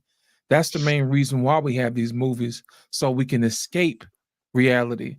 And what happens is sometimes people take a little bit of that fantasy and they want to apply it into their own life a little bit. And what happens is we start down a slippery slope, and then we get into the situations that we have right now. So don't be fooled, because we know how to separate something, we can participate in something. But if we give our money to it and it also validates someone else, then we're still a part of the problem. I don't care what end of the equation or equal side you want to stand in on the equation, we're still a part of the same problem. Well, but Lid, I think that's why I said I think that's a very slippery slope, because I think whether you're looking at a podcast that disparages men or women, whether it's a movie, whether it's this or that, all of us are probably partaking in something that doesn't 100% build us as individuals and build families and build men and build women. All of us are probably guilty of that. I'm sure everybody is not watching TBN and PBS, every single day, 24/7. So you're going to come across some things that are not necessarily edifying, but it's not something that you feed yourself on a regular basis. So, I think all of us probably are a little guilty of that. I'm glad you said that, Anissa, because I was looking just now as you were speaking, and they said the number one show on TV, the number one genre of shows on TV is reality TV. The number one shows on TV are the Housewife franchises. They're number one, number two, number three. Who mostly watches those? Now, I will say this as Women. well. Now, that you said, you have to guard yourself from these women like Sexy Red and Megan the Stallion, which is a male horse. I don't understand how that happened. But they've gone mainstream. I want you guys to go do some homework. I want you guys to go and look at the new AI commercial. And I want you to go see Sexy Red on that commercial. Matter of fact, I want you to go and look at the Planet Fitness commercials and look at how they got your Megan Thee Stallion dress. She's the face of Planet Fitness now. But that's not us putting her there. Those are major companies pushing these women and partnering with their influence. Exactly. That has nothing to do with me or any of these women. It's the people that have the big bucks that says, you know what, this person has pull. They can put my brand on the map. That doesn't mean anything. So that means you got all this, like they said, agenda is the food. Like you have all these outlying factors that are taking advantage of such. What did they say? They say sex sells. So of course these women made themselves available for that. So that's their price, and these people are willing to pay the price to attach themselves to the influence. So what good are they? They're just as bad too. What are these networks and everything? So they're the ones that are in control of this thing. We don't have any networks showing families and the Huxtables, and you know, they were like, oh, today Samson stole the car, crashed it. Okay, what was the lesson from that? We don't have lesson shows anymore that teaches anybody like, okay, what's the lesson of the day? So it's more so the influence. Let's get this money and move on to the next thing. Let's bring it to high schools. Okay, this seems cool, but it's the age of the influencer, and that's just it. You know, well, hold on a second, black man. I got something for you. Wife school. PBS. No. Wife school. A lot of times we don't like to give ourselves credit. You know what I mean? Whether you know it or not, there is a war on poverty. There's an onslaught of inflation that's going on. I don't know if y'all remember this or not, but on the news, the head of Kellogg's was chastising people. They were saying, "Hey, man, we can't afford groceries anymore." Because stuff is getting too high. And you know what the head of Kellogg said? He was like, go eat cereal. So guess what happened? On April the 1st, everybody and their grandmama, and especially in the white community, got together on TikTok and said, you know what? We are not buying your crap. I assure you, if you open up any grocery store app that you have right now, Instacart, whatever, they got cereal in there 2 for $5 now, where before a box of cereal was $10. $10. Come on, you see what I'm saying? You see what I'm saying? That is the power of influence. Your money and what you support is the power of your influence. So my thing is this: you don't have to get out there and be grandstand and get on these people TVs or whatever. You can leverage apps like TikTok that are free. Just make sure that you have you still have a voice and say, hey, look, you know what? Maybe America didn't hear us loud enough. You know what I'm saying? The rent's too damn high. Bacon is too damn high. Cereal is too damn high. You know what? We're tired of it. You see what I'm saying? And what these people did was they said, you know, we're not buying your stuff. And guess what they had to do? They had to unload it, or it's going to go bad at some point in time. People can't. Go ahead and tag in. I got you, man. Go ahead. I'm gonna add on to what you just said. The Bud Light company. Remember when they put the trans guy on the Bud Light case? Yes. The white boy said, "You must be out your goddamn mind. Out your pocket picking mind. On the front of it. I'm not buying that shit. You understand me? Bud Light sales went down, goddamn 89%. They was sitting on. Nobody was buying Bud Light. You think I'm going to be at an NFL game with my children? I'm a heterosexual man married to my wife for 40 years. Since it's on the can? Hell no. They had that Budweiser sitting in the aisle. They were throwing that stuff in the streets like the Boston Tea Party. You know what I'm saying? That's what we do. The white boy said, oh no. Yeah, absolutely. Like the thing is, these companies, they know it, like you said, it's a slippery slope. They know what to do. They have analysts. Everybody has analytics on their channel. You know what shows were popping, you know what topics are popping, and we're gonna do more of that. So if they talking about, if I noticed that night they were looking at Sexy Red's booty, like, oh my goodness, I got 1,000 views. I'm gonna keep kind of bringing that back. So that's what. But it's all about what you view.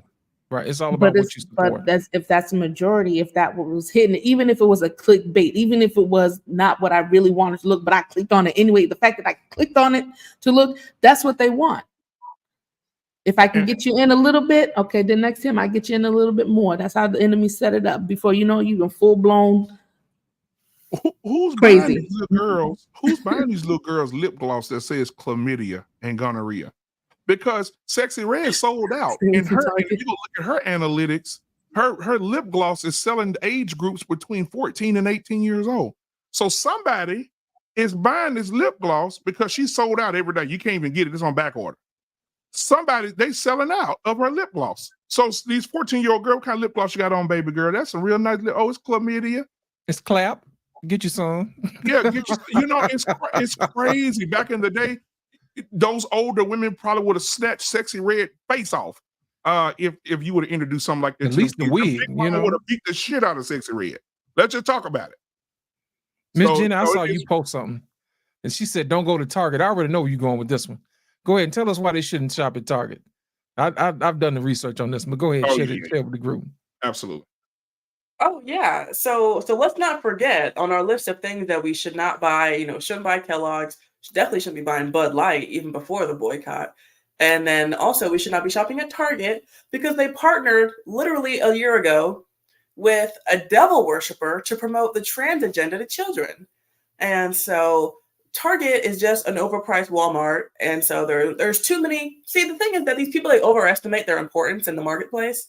And so we have too many options. There's too many Walmarts and Wegmans and Kroger's and Sprouts, Publix, Trader Joe's, everybody. We don't need Target. So please spend your money somewhere where they do not promote devil worshiper trans stuff to your kids. You know what I also noticed? If you go to Europe, most of the markets there are walkable. You know what I mean? Which means that those are mom and pop shops who are not subject to the whims of special interest groups. You see what I'm saying? That's the reason why their food tastes better. That's the reason why their service is better, because they already know if I don't take care of my customer won't take care of me. They don't have to worry about all these agendas that we have in America. See, the problem is we have a love affair with cheap stuff. We got a love affair with cheap women, expensive cars, you know what I'm saying, expensive liquor. That's our problem. You see what I'm saying? When it really should be the other way around. You see what I'm saying? But my whole thing is this. We have more power than we realize. But like I said earlier, we have to make sure that we have our women doing what they're supposed to be doing. I promise you, if I call my mama right now, she can tell me what the price of cereal is right now because that's what she does. You see what I'm saying? She can tell you exactly what the price of orange juice is, what eggs are, because she grew up knowing that. But the problem is we have a lot of women who've gotten away from that. They're leaning on DoorDash to tell them whether or not it's economical to eat in tonight or to buy groceries for the next 3 or 4 days. You see what I'm saying? That is a power that I don't think women have realized that they have. The power of the economics of the household is very important. A lot of times women want to look at, I'm getting the bacon, I'm making the money or whatever. So look at me, hear me roar. I can remember that back in the day, in the 70s, 80s, I can bring home the bacon and put it up in the pan. Remember that all of that stuff. That was cool back in the day to say that.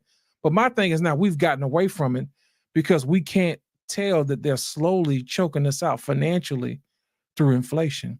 Because think about it, if you were a merchant like you're supposed to do in Proverbs 31, you would know that the price of this is out of hand.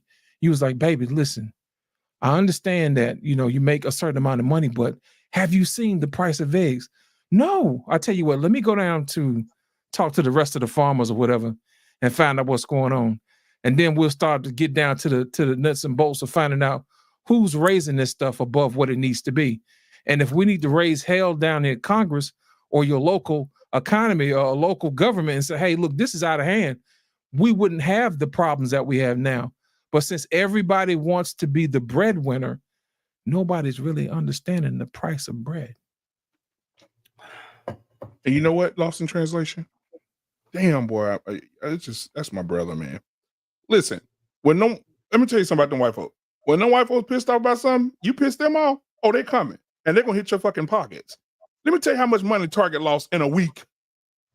Target lost, U.S. retailer Target lost $10 billion in 7 days over the trans controversy last year. You don't think that was you don't think those corporate workers and the CEO was sitting at the table saying, get that shit out the stores, get it out. $10 billion in 7 days? Absolutely. Shit.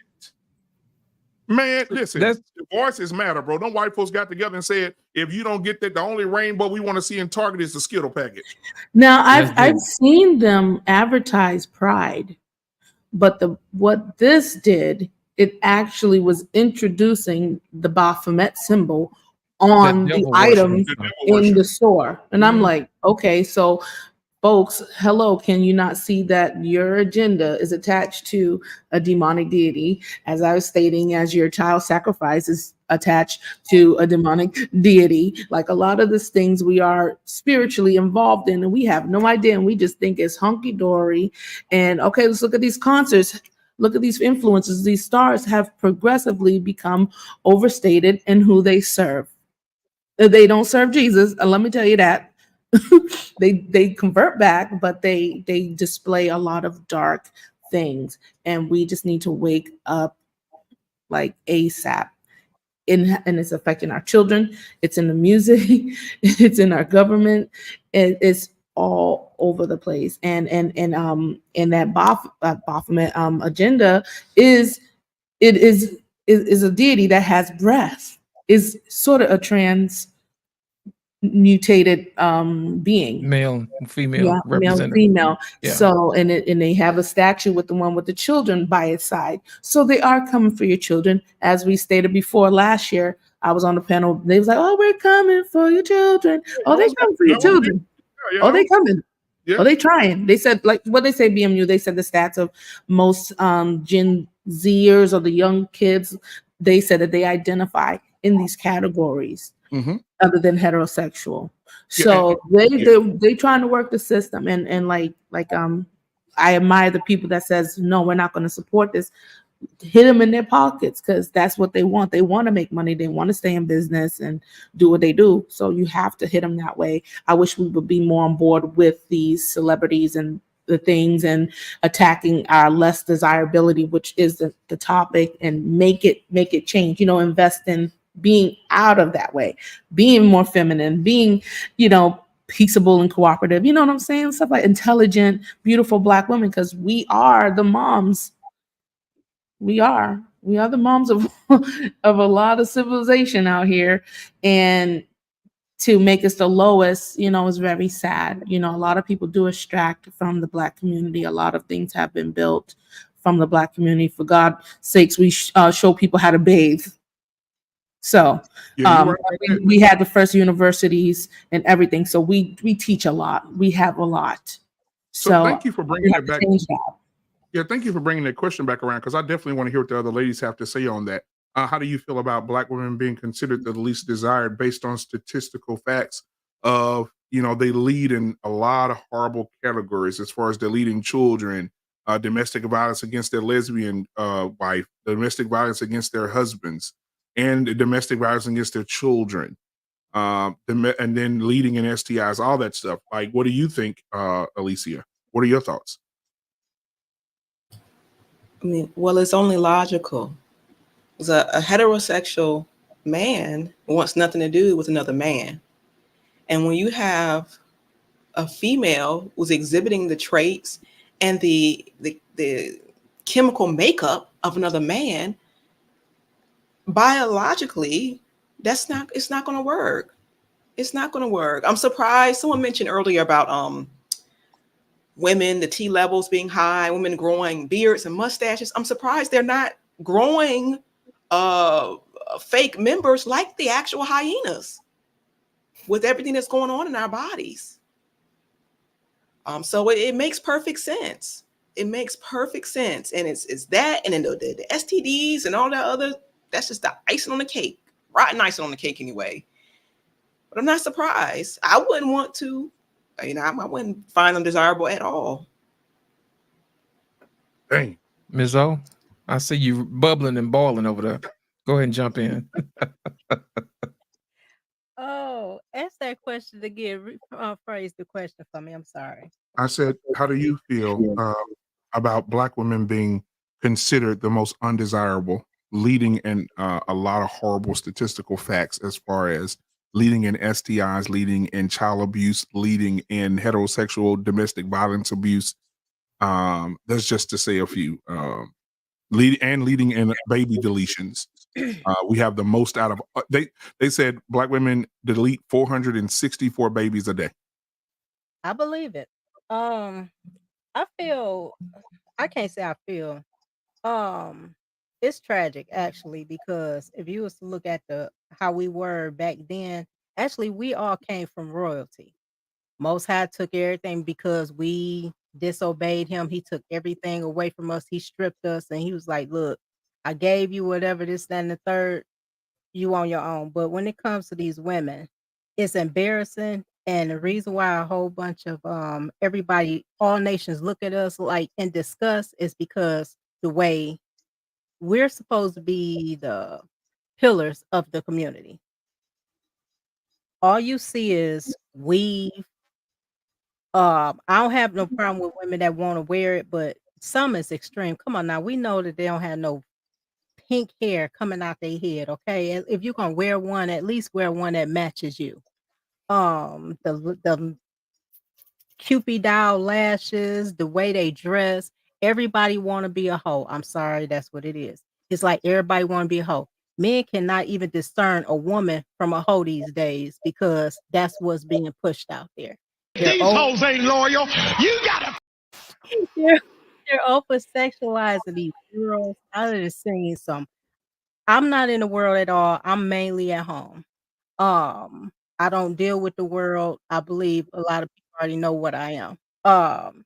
But when I see this stuff, it is just so embarrassing. And then on top of it, the powers that be is making money off of Black women because, for one, we are the top.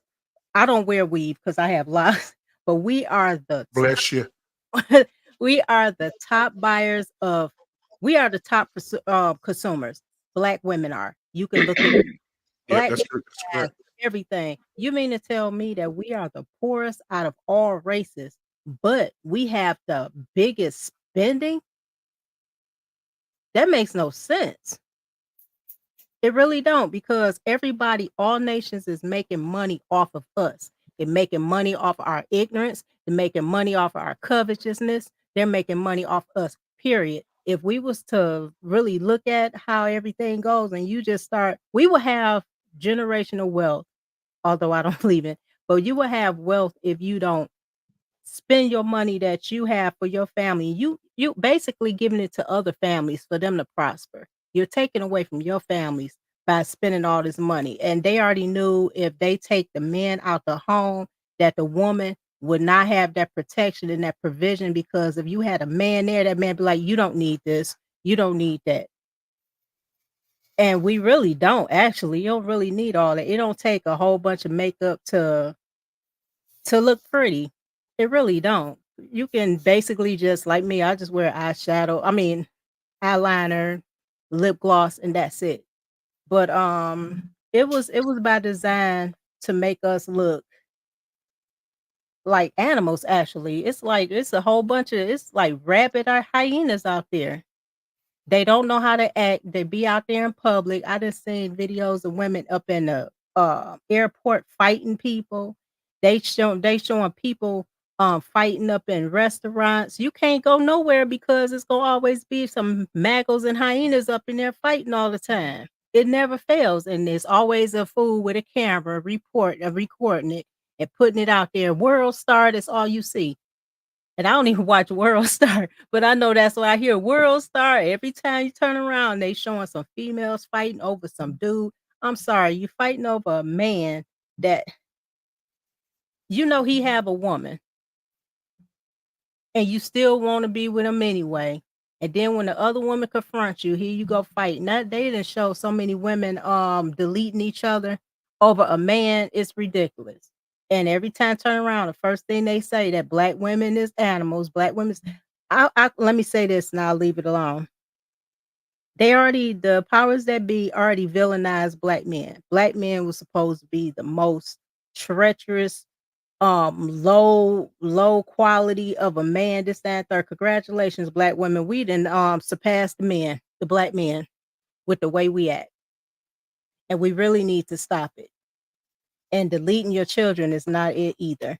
And all you doing is just giving your babies to Molech and everybody else, and it's just pathetic to me. I'm really sad about how Black women turned out because when I grew up, I didn't see all of this because the 304s they was hid. You didn't know who they was. Only time you knew who it was because somebody, if you was around an auntie and she had the blabbermouth, that's the only time you knew old girl was tricking on around the corner.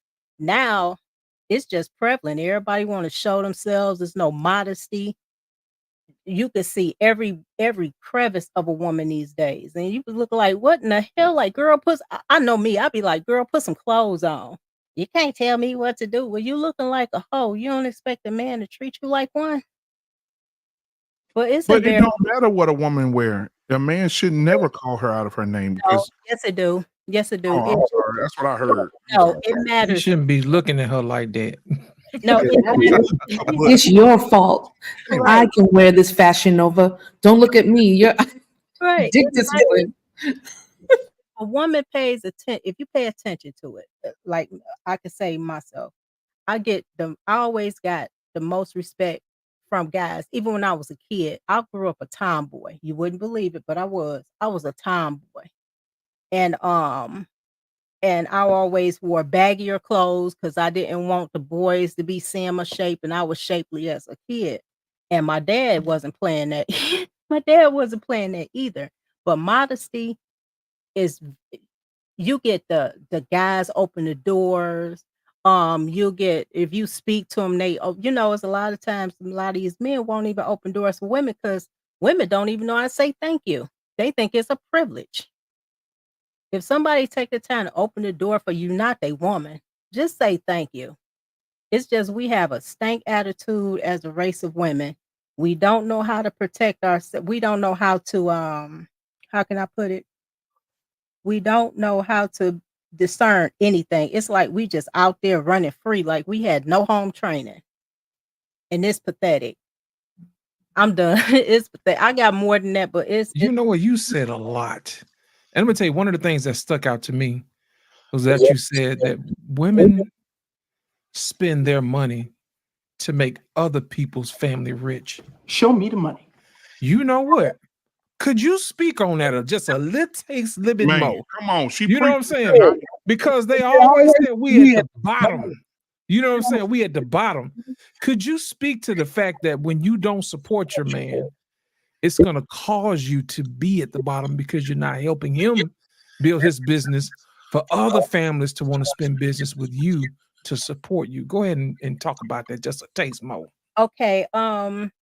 Yeah, that is so true. It's a lot of women out here talking about, I won't do this, I won't do that for my man, this, and third. But honey, you helping other men and their families. I'd rather build with my husband, get our wealth in, do what we gotta do. By the time we get like 70 years old or something like that, we can relax. But if you keep putting, not helping your man, what the hell you there for? You supposed let me ask to you, what do you say to the women who say men need to go ahead and get it together, and then once you got yourself together, then I'll come and help you? What do you say to those women? Y'all will be too late, because guess what? It's always another woman there waiting or whatever, and will help them build. The females are the ones that'll play the games. The women be like, look, I got me one. I'm working with my husband. I love him. I respect him. I do everything I do. That way, it's just, I don't know. It's just crazy that a lot of women looking for these ready-made men, and you just want to come in, be with this guy just to see where it goes, mooch off his money and his resources, and then you'll leave. You wasted a few years of this man's time. And that's not even right. That's not right at all. So a lot of these women love that money. That's right, love that money. I'm gonna do these super chats. I'm gonna do these super chats, and then I have one more question, because I don't want you guys to be up after so many hours, because you guys are grown this evening. They've been a blessing to us this evening. So I want to make sure we get y'all to bed in time. We want to make sure Embrace the Grace make her let her phone call before she go to sleep tonight. Alicia may get a phone call from one of my homies. I mean, I just want to put, he may, we'll see. Let's see. Antoine say $5 super chat. He say, you can't delete me because I will haunt you in your nightmares. Thank you, Antoine. I appreciate you. He said females are set in their ways and will never enjoy the benefits of marriage. Women are willing to better themselves in order to grow with men. $5 super chat from Antoine. Thank you, man. He sent another $5 super chat. He said, in the immortal words of George Carlin, what type of news sells the most? Bad news. Wow. Thank you so much, man. I'm gonna give y'all something to listen to. We take a deep breath. After this, we get into the last segment of the night, which is gonna be Anissa's favorite. I want to put that out there. This is gonna be Anissa's favorite. Because we talked about this already, and she get on my nerves. I love her so much, but she gets on my nerves. So I'm gonna play this real quick and we'll talk about it. Here we go. Oh, let me slow it down. Rapping with the singing, I be swinging. You can get it all free like welfare. Back to the beginning, know what I told ya. I got 2 degrees, now I'm dumb rich. This sound like some 718 shit. The living weirdo on the same shit. Gave me in, let's go buy a Lennox.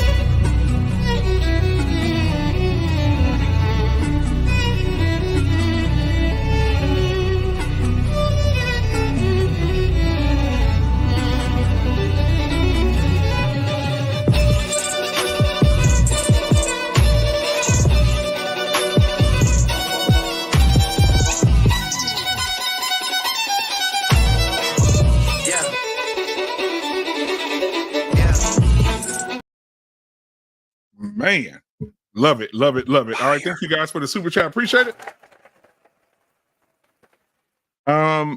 You know, for the last subject of tonight, again, shout out to Anissa. I love Anissa. I'm telling you, man, Anissa gets on my damn nerves so bad, but I love her. I love Anissa to death. I'll look down at my phone. I'll be at work in the middle of working, and I'll look down and say, message from Anissa. I say, I know it's gonna be some bullshit. So I click on it and I'll be at work waiting to get off to talk to her ass because I know she just sent me something crazy. All right. So anyway, the last subject of the night is, oh Lord, I don't know how am I going to say this to this panel? Just say it. Okay. I'm just going to say it. Why are white women winning with black men? Yep. I just wanted to put that out there. Anybody can just start this thing off, you know. But I want to play this video first because I think it's important to play this video that we played the other night. Because let me see where it's at. No, that ain't it. Okay, no, that's not it. Okay, I'm gonna find it in a minute. Anyway, we'll let the first person go. I'll find it in a second. Anybody can jump in. Go ahead, I'll let you. They understand the long game. You know, we get so wrapped up in temporary or momentary pleasures. They understand the long game because at the end of the day, you know, usually women outlive men, and those finances are going to go back to their family. That's it. So building up somebody else's family again. Look at this. Tell it again. Anybody else want to go? Let me jump in there. Come on, Grace. The thing is, white women or other races of women are winning with black men is because, and I get my research by talking with black men. Okay, I don't just pull shit out of my ass. Okay, there is an excellent document called "The Angry Black Woman Syndrome," and it really needs to be seen because I did a poll, and the top 5 was argumentative, combative, unsupportive, non-submissive, doesn't listen, hygiene, doesn't want to build with their man, thinks cooking and cleaning is slavery, doesn't want to sit their ass home and be with the kids. I mean, there's a lot of things.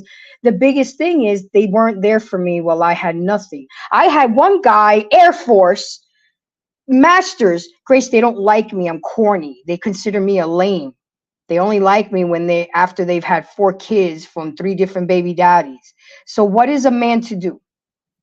I always tell my sisters that I do love a lot. A black man's choice will always be a black woman, a first choice. That is proven fact. And one guy says, "Shit, my mama black. How can I not want to be with a black woman?" But because of everything that I just said, they go else. Grace, I try. Grace, they don't like me. They don't go for me. I'm not rich enough. My penis is not big enough. Whatever the case may be, it's never enough. And it's really sad.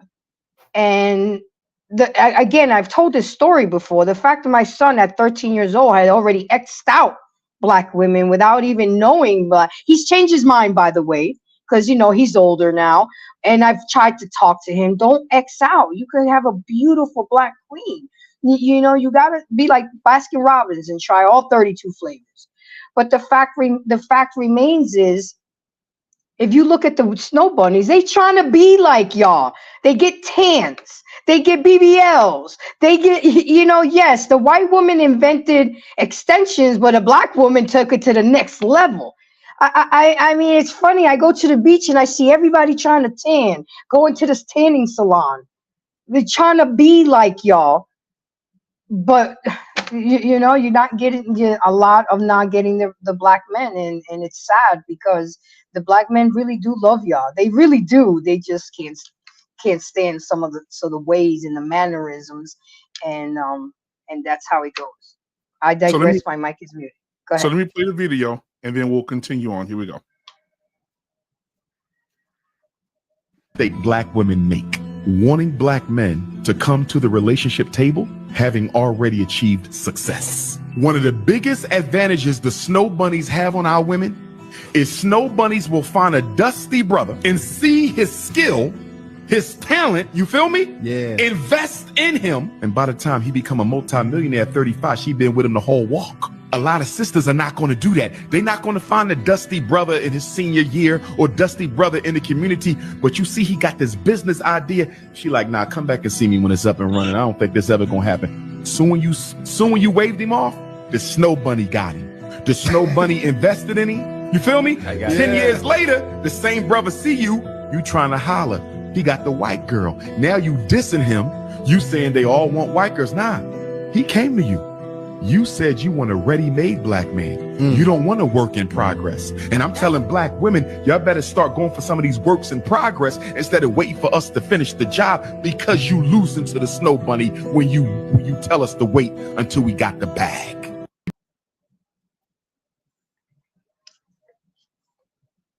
Anybody can jump in at any time. Come on, Jenny. I'll say that, it's very interesting. I think that it's cultural. I think that it's just based off of how most white women are raised. And so the reason why I say it's cultural is because, a white woman could be raised in a way that is very stereotypically black, and then she acts like a stereotypical black woman and then becomes as undesirable as most black women. And then you could have a black woman who's raised very stereotypically white and then has a lot of those stereotypical white traits and then becomes as desirable as a lot of white women are seen. And how do I know that? Well, because I'm a living example of that. And so, I find that very fascinating. And so, a lot of white women, they're just brought up in a different mindset when it comes to marriage and when it comes to relationships. And a lot of them see black men as special and interesting. And so they seem to almost cherish black men more. And they see them as like, oh, wow, like, I got me a black man. Like, he's so cool. And, he's not just an average Trevor. I got me a Daytwan, or something like. They just see him different. And so, they're going to value them more. And black women, I think, because what Tyranny said earlier, I thought was very interesting. Because I know a lot of people feel this way, but I don't, and I don't know if that is a pro or a con. But he was saying how we should get together as black men and black women because we belong to each other. But I don't really feel like black men and women belong to each other. I feel like it doesn't really matter. And so, I think black women who have this attitude of, oh, well, black men belong to us, they feel entitled. And so when you get entitled, you get comfortable. And so black women just feel like, oh, well, I'm just going to do whatever. And black men are just supposed to be with me because we belong together. And white women don't feel that way because I guess they don't feel like, black men are supposed to be with me. So I kind of have to up the ante in another way too. So I think there's a couple different factors that play along into it as to why, like, black men are like, you know what, I'm not putting up with this anymore. I don't have to do this. And then they're just going to go for these white women. I have a little bit of pushback for Dr. Umar because I think that I think that the majority of Black women that are married to successful men started with them at the beginning. I don't think the majority of us um, are getting successful Black men at the finish line. I think the majority of us have built with our men. So I don't necessarily agree with him on that all of us are waiting at the finish line. Most of us start out when you are dusty, when you are broke, when you haven't, finished this, that, or the other, and we build with you. I mean, look at your parents, look at your grandparents. And those men didn't have anything, but those women married them and they built families and stayed married with them, through the duration. So I don't necessarily agree with him on that. However, I think that we don't know. I don't think we know how to pick well. We'll overlook the nerd that might be really going places. He could be in college. He could be in accounting school or med school or doing something actually really productive.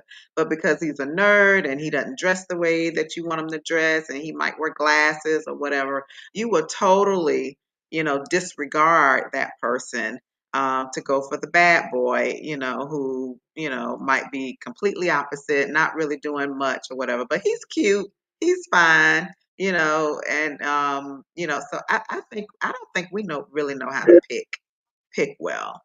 I think that's where we mess up, to be honest. Anissa, let me ask you a question. Your weekly thing that we do is you select wines. Is that correct? I do. How did you select the wines that you go through each week? How do you go about it? To be honest, they're either wines that I have had before, or I might follow certain brands, and if they come out with something new, I might choose it that way. And then also, I have a group of friends that just started their own wine tasting business. They're both studying to become sommeliers, so I also take recommendations from them. Okay. The reason why I asked that is because most people gravitate to what they're used to. hmm You see what I'm saying? That's why I say we don't know how to pick. Well, my whole thing is, how does one change their taste if they haven't expound on their palate? If what they're used to Boy, is always a dry wine, then say it why again, isn't Lost. Just stop. Shut up. Shut the hell up. Rewind. Say it one more time. Because you doing this shit and then you're not. Do it again. What I said was, Let me put you on the how big screen. come here's the thing, if women have the ability to determine what wines they can select from, how come they can't expand their palate when it comes to men? Well, I think the interesting thing about that, um, because you guys talk about it all the time up here, if you are a young lady and you were not raised in a two-parent home and you have never been raised or influenced by your father, you have no idea what a man is. You have no idea what he brings to the table. You have no idea what his intrinsic value is. So you probably are not going to be able to pick a good man. An advantage that some of these snow bunnies have because they come from two-parent homes. They come from families where the father is a doctor, an executive, a this or a that. They see how their mother interacts with these type of men. They are accustomed to that exposure. So when they get around the athlete or the this or the that, and you're thinking, oh, they're just snatching them up, it's because they already know how to relate to them. If you have not had that experience as a Black woman because your father was not there, he was absent, or whatever the situation, however it came about, you have no idea of how to talk to a man or how to treat a man or the dynamics, between a husband and a wife because you've never seen it. The You've reason never. why I asked you that, Anissa, I wanted to know who taught you how to select a wine, a good wine. Yeah, I just explained. Is it through because of my travels, whenever I travel, especially when I go to different cities, I always try to, find a winery so I can experience that because I'm interested in wine. So I like that. So when I went to Napa, we did the whole, Napa tour, whatever. I learned a lot about the wines then. And then I have friends, who are very much into, drinking wines, and I have been um, you know, exposed to them, and I've learned a lot from them. So you have to expose yourself. You have to learn. You have to expose yourself. You have to be around it, and that influences your selection. I had my mother and my father. There were definite. The reason I think the way that I think is because a large part in the way that I was raised. I was raised by my mother and my father. Both of my parents were professionals, but there were clear gender roles, in my home. Definitely. My mother was definitely the feminine, the nurturer. My daddy was definitely the disciplinarian, the masculine. My daddy he was the provider. So that was my example growing up. So that is what I saw. That's what I saw in my grandparents.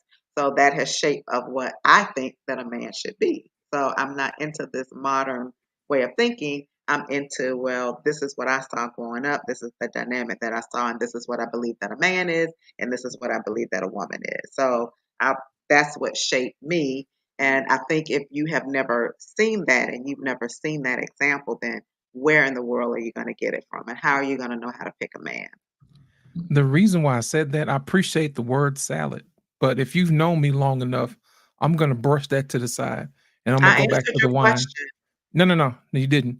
Because my thing is this, I asked you, how did you discover different wines? And you said you had friends, you went to different locations or whatever. Is that correct? Yes. Dr. Tia San Johnson over at the University of California, Berkeley, has a class where he teaches I got women. it. You ready?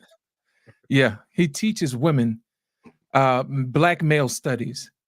And the majority of women who are in that class are non-Black women trying to discover what makes Black men tick.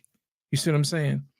Even though you don't have your parents there to teach you how to do it, because I think a lot of times women like to use that as a crutch and say, nobody's taught us how to pick a husband.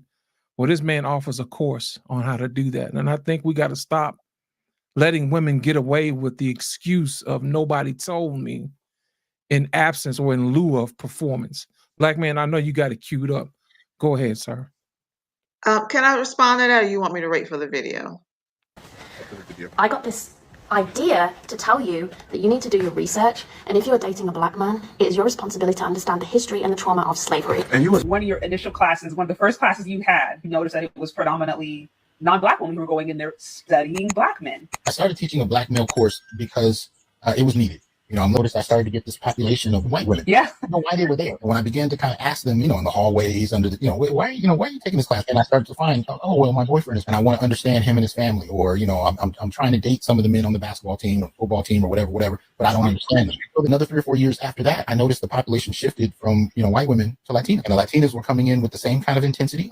You're literally telling me that you had a class that was dedicated to Black men, where Black women have an opportunity to study their men, understand what they're going through, understand how to relate to them better. And instead of us doing that, you have other women of other ethnic groups, other races going in, taking note, using that as ammo to get the quote unquote best men out there. So it's like, I think I responded to this video the last time that we played it, and I believe what I said. Yeah, but this is a different context. This is a different but context. I'm gonna tell you the reason why. I'm gonna tell you the reason why it's a different context. It's a different context is because we're letting women get away with the excuse of nobody showed me what a father is, so I don't know what it looks like to get a husband. You see what I'm saying? So that's a valid point, Lit. But going back to the video, and as I responded to when we played it a week or two ago, and I believe I said that no other woman should be more understanding of our men than we are. That shouldn't be. They have to go to a class. We've been there. We went through it. You all didn't go through slavery by yourselves. We were right there next to you. You didn't go through the 60s and 70s by yourselves. We were right there with you.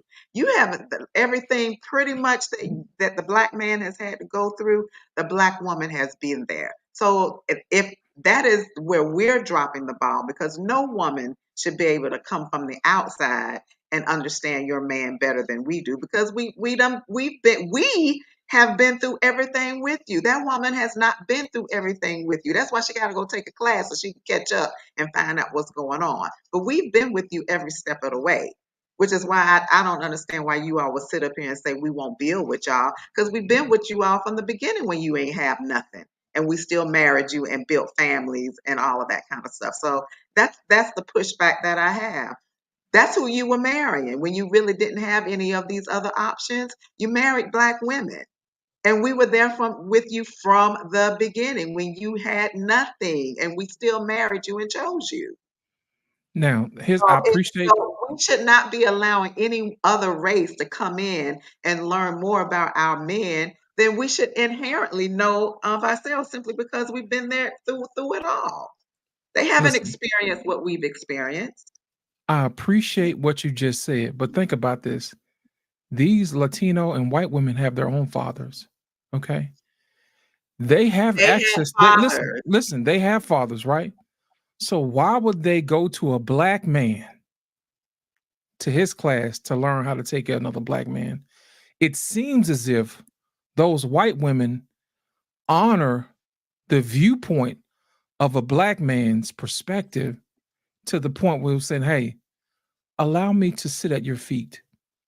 Allow me to listen to what you're saying. I want to choose a Black man.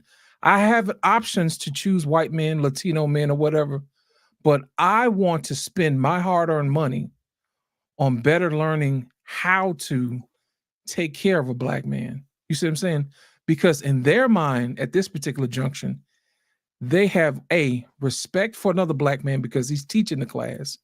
Number two, they have reverence for another Black man because they want to find out the best way how to take care of them. And I think the issue with the sisters is deep down inside, they really don't respect Black men. And B, they feel like they're entitled to them. So if you don't respect them, if you feel like you're entitled to them, then you're going to perform poorly. And that's the main reason why we have a lot of sisters who talk to men any kind of way. We have a lot of sisters who don't listen to men. We have a lot of sisters who don't honor men. As a matter of fact, Ebony K. Williams is the type of person who's a poster child for this particular woman. Yes, his sperm is good enough, but his leadership is not. And I think that speaks to the problem of what we have in the community. We don't want to call out the behavior in lieu of what you look like. I've had this conversation with a lot of my female friends. I said, I don't care what you look like. It's about how you treat other men. It's your behavior. Stop crutching on what you look like and get back to being what made you who you are, which is who you are on the inside. What are your values? What do you believe in? What will you fight for? What will you live for? You see what I'm saying? Those are the things that are intangibles that these women are trying to learn in the class. You see what I'm saying? So that's the main reason why these women are putting their money where their mouth is. And what we're doing is we're telling men, hey, don't listen to them. We were here first. But I'm asking the sisters, what are you offering in lieu? What are you offering? And I think that's a valid question. Miss O, you had your hand up. Oh, I forgot what I was. Oh, I know what I was gonna say. The reason, being that I see a lot of Black men going to the white women, it's not the fact of that the white woman had a family dynamic, this, and that, and the third. It all boils down to the attitude that Black women shows. Um, a lot of men, they want a Black woman, but when they approach them, whatever, we hard all the time. We want to fight. We want to be disrespectful. You call him a BA ninja, you do all these things. They want to go to a man want to be, especially a black man, they want to be with someone that is soft. They have homeboys. They don't need to come home to a homeboy. Like you know, they just want softness. And another thing too, I see a lot of black guys, black men actually. They'll go over to these the white women, but if you look at it, a lot of these white women, they don't even look to par like we do. They can be out of shape. They can be 400-500 pounds, looking like M&Ms going down the street, and you see a brother with them. And then when you look at it, you look at them like, "Ooh, you with her?" And first thing they tell you, "But she treat me nice. She don't call me out my name. She don't do this. If I ask her to do something, she ain't, 'What you want, ninja?' And all this other stuff. She's not chest bumping me." So it's just our attitude. If we straighten the attitude up, we'd be good and show that respect. If you don't have that, like I said, respect, it goes a long way. I'm actually against uh, interracial couples. I am, but at the same time, we're not giving these brothers any kind of how can I say, incentive to be with a black woman. I have 2 sons. I have a total of 4 sons and 1 daughter. 2 of my sons, 2 of my sons are dating white women. It's not the fact that they grew up in a 2-parent household. My kids have. Um, and these girls that they with, they didn't. Well, one of them grew up in 2 family, one didn't. So it's not the fact that they grew up around a 2-family household. It's all about respect and dignity and stuff. And every man want that. It don't matter the color. Every man want that. They want that stability. And for a lot of people to think, especially women, white women they say white women better, shit. Then white guys go through hell just like black men do with they women. I'm done. Absolutely. I'm with you, Miss O. I think we try to say, oh, we take the nice treatment out of them dudes get sexualized. They want the D. Let's stop trying to pussyfoot around it. They are sexualized. Just like Latino women, they are sexualized. White women, they are sexualized as well. They can be nice, but just like, you know what I'm saying? Like the white men, they sexualize us. Because I wonder how it would be to be with a woman like that. And that's why they said, like, it works. It works because we try to fulfill each other's fantasy subconsciously. But yes, their mannerisms are nice or whatever. That's just in their culture. They're just culture oriented around family. Latina countries and families, they are centered around the family. That's what they are harped upon. Poppy is not, they say, oh, you called me Poppy? No, they call their sons Poppy. They call their dads Poppy. Like, it's not nothing. It's something special to you, but that's what they use every day in their language.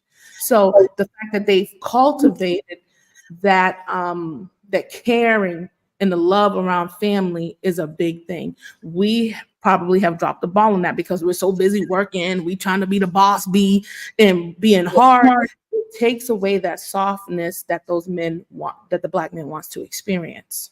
When we come home, turn it off. All right? Be my wife. Be kind. Soft words. Listen to me. Cook. Don't make it a problem. All those things. We just need to learn how to put it in place.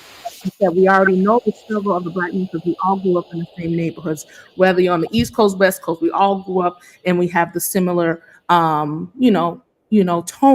to our culture. But we just have to ramp up the femininity part of it that they are seeking. Like they said, it's not. You remember how a person makes you feel.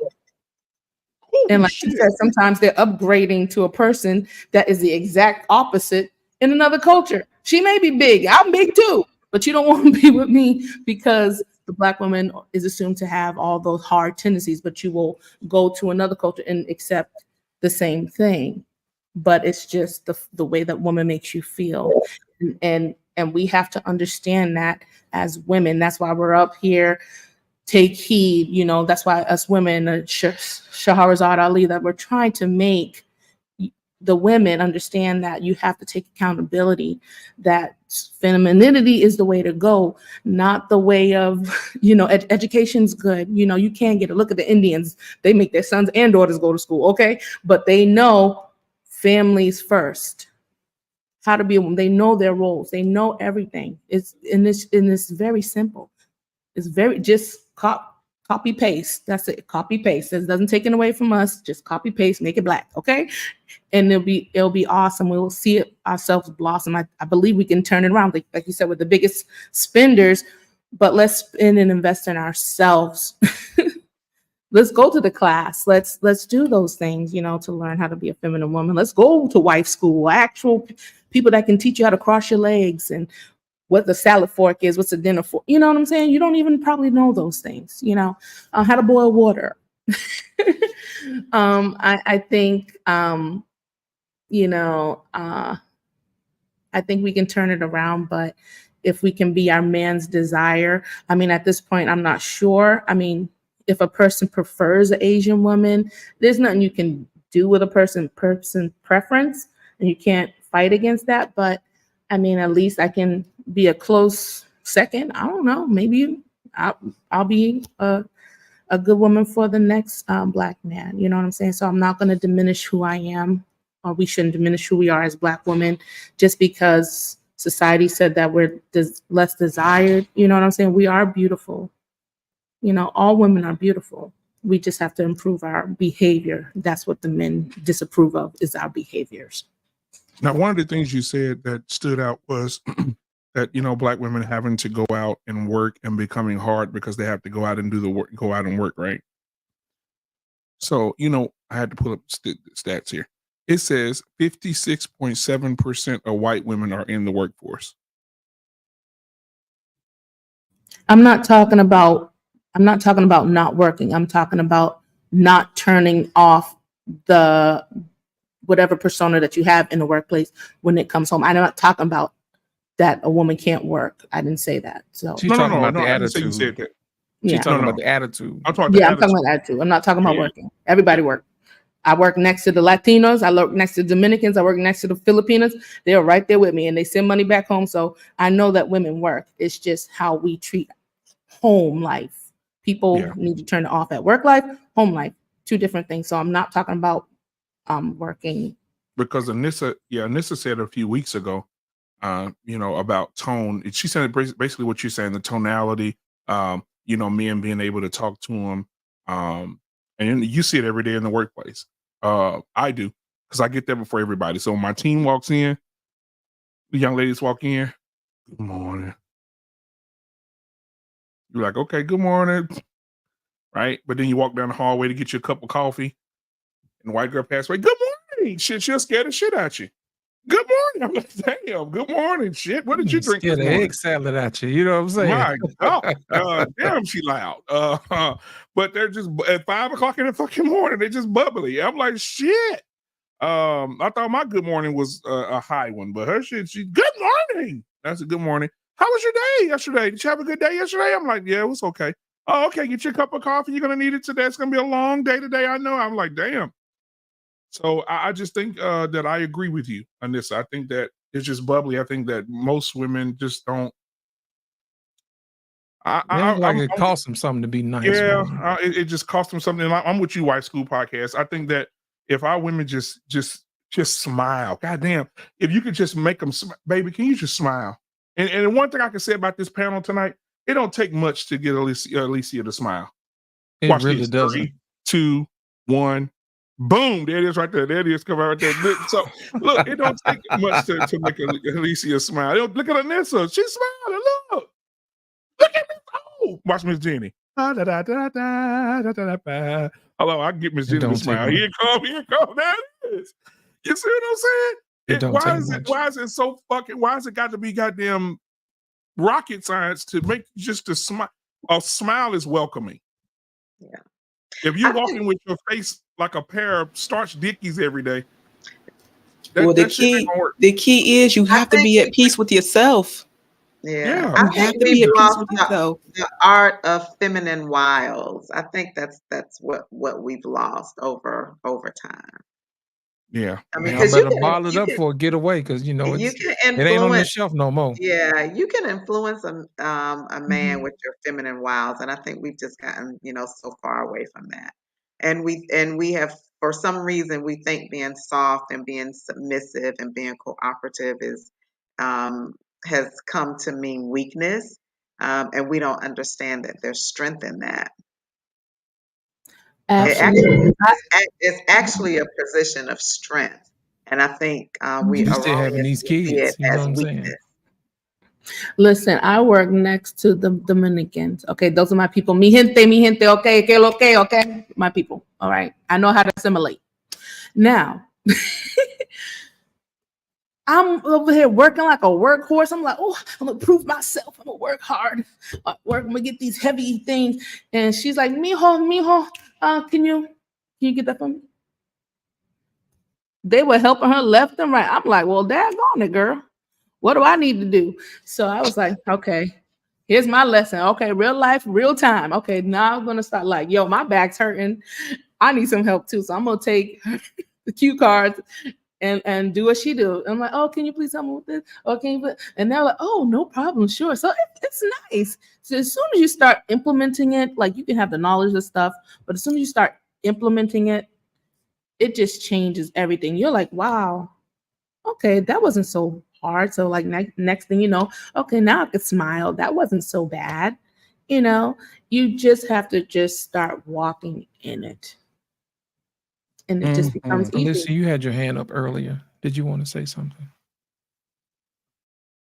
You muted, sweetheart. I believe I forgot. I tried to get to you, No, it's okay. It's okay. I'm So I at a want mile a minute. Yeah, before we get you guys to your bunk beds or sleigh beds or king size or queen size beds, I'm gonna read these super chats real quick before we get out of here. Antoine, he said, Miss O, you right on target, sweetheart. Thank you for the $2 super chat, my brother. I appreciate it. Through the Fire podcast, $5. He said, I find it dysfunctional that you women call productive black men who focus on a professional path nerds. Your kind is sick. Damn, he's what? He's not talking about the women up here, though, Through the Fire podcast, $5 super chat. He said, black women got intuition when it comes to I said this the other day and tore a whole room up. Everybody in there want to fight me. Black women got tuition when it comes to cheating, but none when it comes to your man suffering in silence. I said that the other day, boy, them women, they almost wanted to tear me up at work. Did you hear what I said? $5 super, thank you for that. Antoine, $5 super chat. Females are dream takers and dream fakers. Women are dream makers. Ladies, go find yourself a dream maker. All right, Antoine, poetic ass boy. All right, Through the Fire podcast, $5 super chat. Kevin Samuel said all the time, men will go down in looks for cooperation. Ooh, that boy did say that. He did say that. Yes, he did. Through the Fire podcast with one more $5 super chat. He said, I'm doing 100 sit-ups a day so some female can sexualize the hell out of me. Oh, I'm glad you're competing. Let's go. I'm glad you're competing. That's right. Appreciate Put some that, baby man. oil on your chest too while you're doing it, man. I appreciate you ladies for coming up here tonight. I know that me and the guys of BMU Network hate you guys so much. You guys are nothing to us. And Least desirable. Oh god damn. Everybody said we just hate y'all. And so I'm so glad y'all came over here to Men Who Hate You to have a conversation. I appreciate that. Alicia, thank you so much for being here.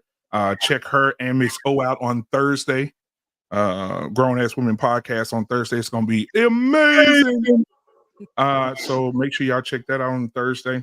And Anissa, thank you for being here. I didn't have no wine for us tonight, but next week you better have one. The White School podcast, thank you so much for being here. You're amazing. Miss O, of course, thank you. You and Alicia tagging up is going to be amazing because I think y'all will feed off each other greatly. Miss Jenny, you and that boo and that possum and that baby over there. Thank you so much for coming in. I'm so glad you're feeling better. You had a great show on Saturday night. So thank you so much for all that you do And thank you for standing tall for the women who don't want to come up on panels and who don't speak, just stay in the chat. Thank you for showing your face in these places where they're talking about deleting babies and talking about stupid stuff and talking about the Bible and the misconceptions of the Bible. You right there. I'm saying, damn, is that Miss Jenny again? So thank you so much for being out there in the streets and standing for what you believe in, sweetheart. That's amazing. Last but not least, my sister from another mister, Embrace the Grace. Thank you so much for being here. Guys, she is also a part of the Black Man Unfiltered Network family. She is on Monday Mayhem, guys, 8:30 p.m. Central Standard Time on every Monday. So all of these people here are just family that you see on here tonight. And I just want to say that I don't hate any of you. I think all of you live lifestyles that are amazing. I think you smile. I think you're not what we're talking about. I think you are what we want them to be about. Damn, that was good. Yes, it was. Wasn't that good, Mario? That was good, wasn't it, baby? Ooh, my baby said that was good. So I but I appreciate you guys. And last but not least, again, my brother from another mother, lost in translation, the velvet voice of YouTube, man. Thank you so much for always coming in and rocking out with me, brother. We've been discussing a lot of things on how we want to do things moving forward, because you know what? There's a lot of people out there attacking people who believe in marriage, attacking people who want to save babies' lives, attacking people. And a lot of people have been calling us names, I know y'all have heard the term. If you haven't, you will now. The Rim Brothers, Red Pill, Incel Men. I think that's what it says. That's what it stands for. It should stand for righteous, intelligent men. Manosphere. Daggum right. Manosphere. But you know what though? you know, Black Men Unfiltered. I love the Lord, but I'll dib and dab and strike your ass back. Because you know, when they call us the Rim Brothers, we definitely came up with an acronym as well. And we ladies, close your ears if you don't want to hear this, but we came back with bitch. And it stands for beta individuals that comfort hoes. And so we came right back at them with our own acronym. And I think I don't want to use it as much unless I have to. It's just in my arsenal. But again, ladies, thank you for being here. I appreciate you. We love you dearly. You all are beautiful. You spoke well. You respected each other. You weren't ratchet. Oh, and another thing, I love the fact that you guys came on here and showed your faces. A lot of women don't show their face. They really don't. I appreciate They hide y'all. behind the damn avatar. Hold on. Keyboard warriors. They hide behind the avatar. So I appreciate you guys for not hiding behind the avatar. Saying We don't want to show our beards. Oh yeah, show that they go Pretending to be something that you're not. Pretending to be something that you're not, and no proof of what you say you call yourself. And so thank you guys for coming up on the camera, smiling, and being respectful to not just me and Lost as host, but just to each other. Nissa, get on my nerves. I love you. Alicia, thank you. Welcome to the family. Embrace the Grace. She crazy as hell. Miss Jenny, she's just a workaholic and a loving wife. Miss O, thank you so much. I got an opportunity to talk to her husband the other day. He's amazing. To talk to him the other day. So thank you for allowing me to have that conversation with him. And Wife School Podcast, keep doing what you're doing and stop running. Goddamn, Wife School Podcast, why you just can't come over here and be with us on Tuesdays? What you be doing? You ain't doing nothing. I'm at work right now. What shit you came over here tonight? Because it's quiet. Ain't nobody bothering me. So that's good. Usually it'd be busy. Okay, but I do be in the chat. What state You are do you be in the chat though. What state are you You in? trying to get me stalked? No, what state? Not city. Massachusetts. Do they allow women to carry there? I'm sure they do, yeah. Why aren't you carrying? Carrying what? A gun? Yes. A Glock? No, I don't need to. Why? Well, I probably should get one, but I don't Absolutely have one at the moment. So when you leave out of your building at night, you just walk in freely? No, I come into the building at night. My shift starts at 10 or 11 at night, and I don't leave till 7 in the morning, so I don't have to leave. Okay, good. But you still need to get you one though. We have security outside. Yeah, as me and Lost in Translation will agree on this. All women need to be carrying. You need to have two things. If you're if you're a sturdy hand woman, you need a 9mm. All right, you need to have it already cocked back. You need to have the safety on, and you need to drop that safety and shoot center mass. If you happen to pull out the gun, never should be in your purse. It should always be on your person. Second thing, all right, as you can tell, we're gunmen over here. Second thing is you also need to have a knife. If you can't get Oh, to I the like gun, knives. yeah, you can't get that to on the your gun. You hit him with the knife and turn the knife counterclockwise. So that opens up the blood vessels and he bleeds to death in 30 seconds. You have to be willing to be able to protect yourself. So I have my daughter. My daughter's 20. She's ready. If you grab my daughter, you're going to see hell. You're going to heaven or hell. I taught my daughter very well. Ladies, get you something. Nissa, you too. Cause all that shit you be talking, you got to have some protection. Okay. I need you to be able to protect yourself. Alicia, everybody, please protect yourselves at all times. All right. We good to go. We'll see you guys on what's tomorrow? Wednesday? What We Know Tomorrow's podcast tomorrow. JT in the building. Yes, sir. JT in the building. We got a sports show at 7 p.m. Central Standard Time. And right after that, 8:30 p.m. Central Standard Time, JT from What We Know podcast will be going live. He's going to have 2 special guests that you're not going to believe. It's going to be 2 of the people who called us Ram Brothers over here. They're coming over to his show tomorrow night. So y'all pray for that show because I'm definitely going to have to pull up to that one to be there for my brother. But we'll see you guys on tomorrow night. I love you. Peace. Thursday. Can't wait to see my girls. Have a girl show. Ladies, please come and support these ladies because it's going to be an all-ladies show. Just like Barbershop on Friday is for us, Thursday night is for the ladies. All right? So we'll have the Thursday night ladies show. Okay? And we out this thing. We'll see y'all. Oh, they go Mavericks. Somebody said go Mavericks in the chat. Listen, we down 2-0. I don't think that's gonna work. All right. Oh, one more thing.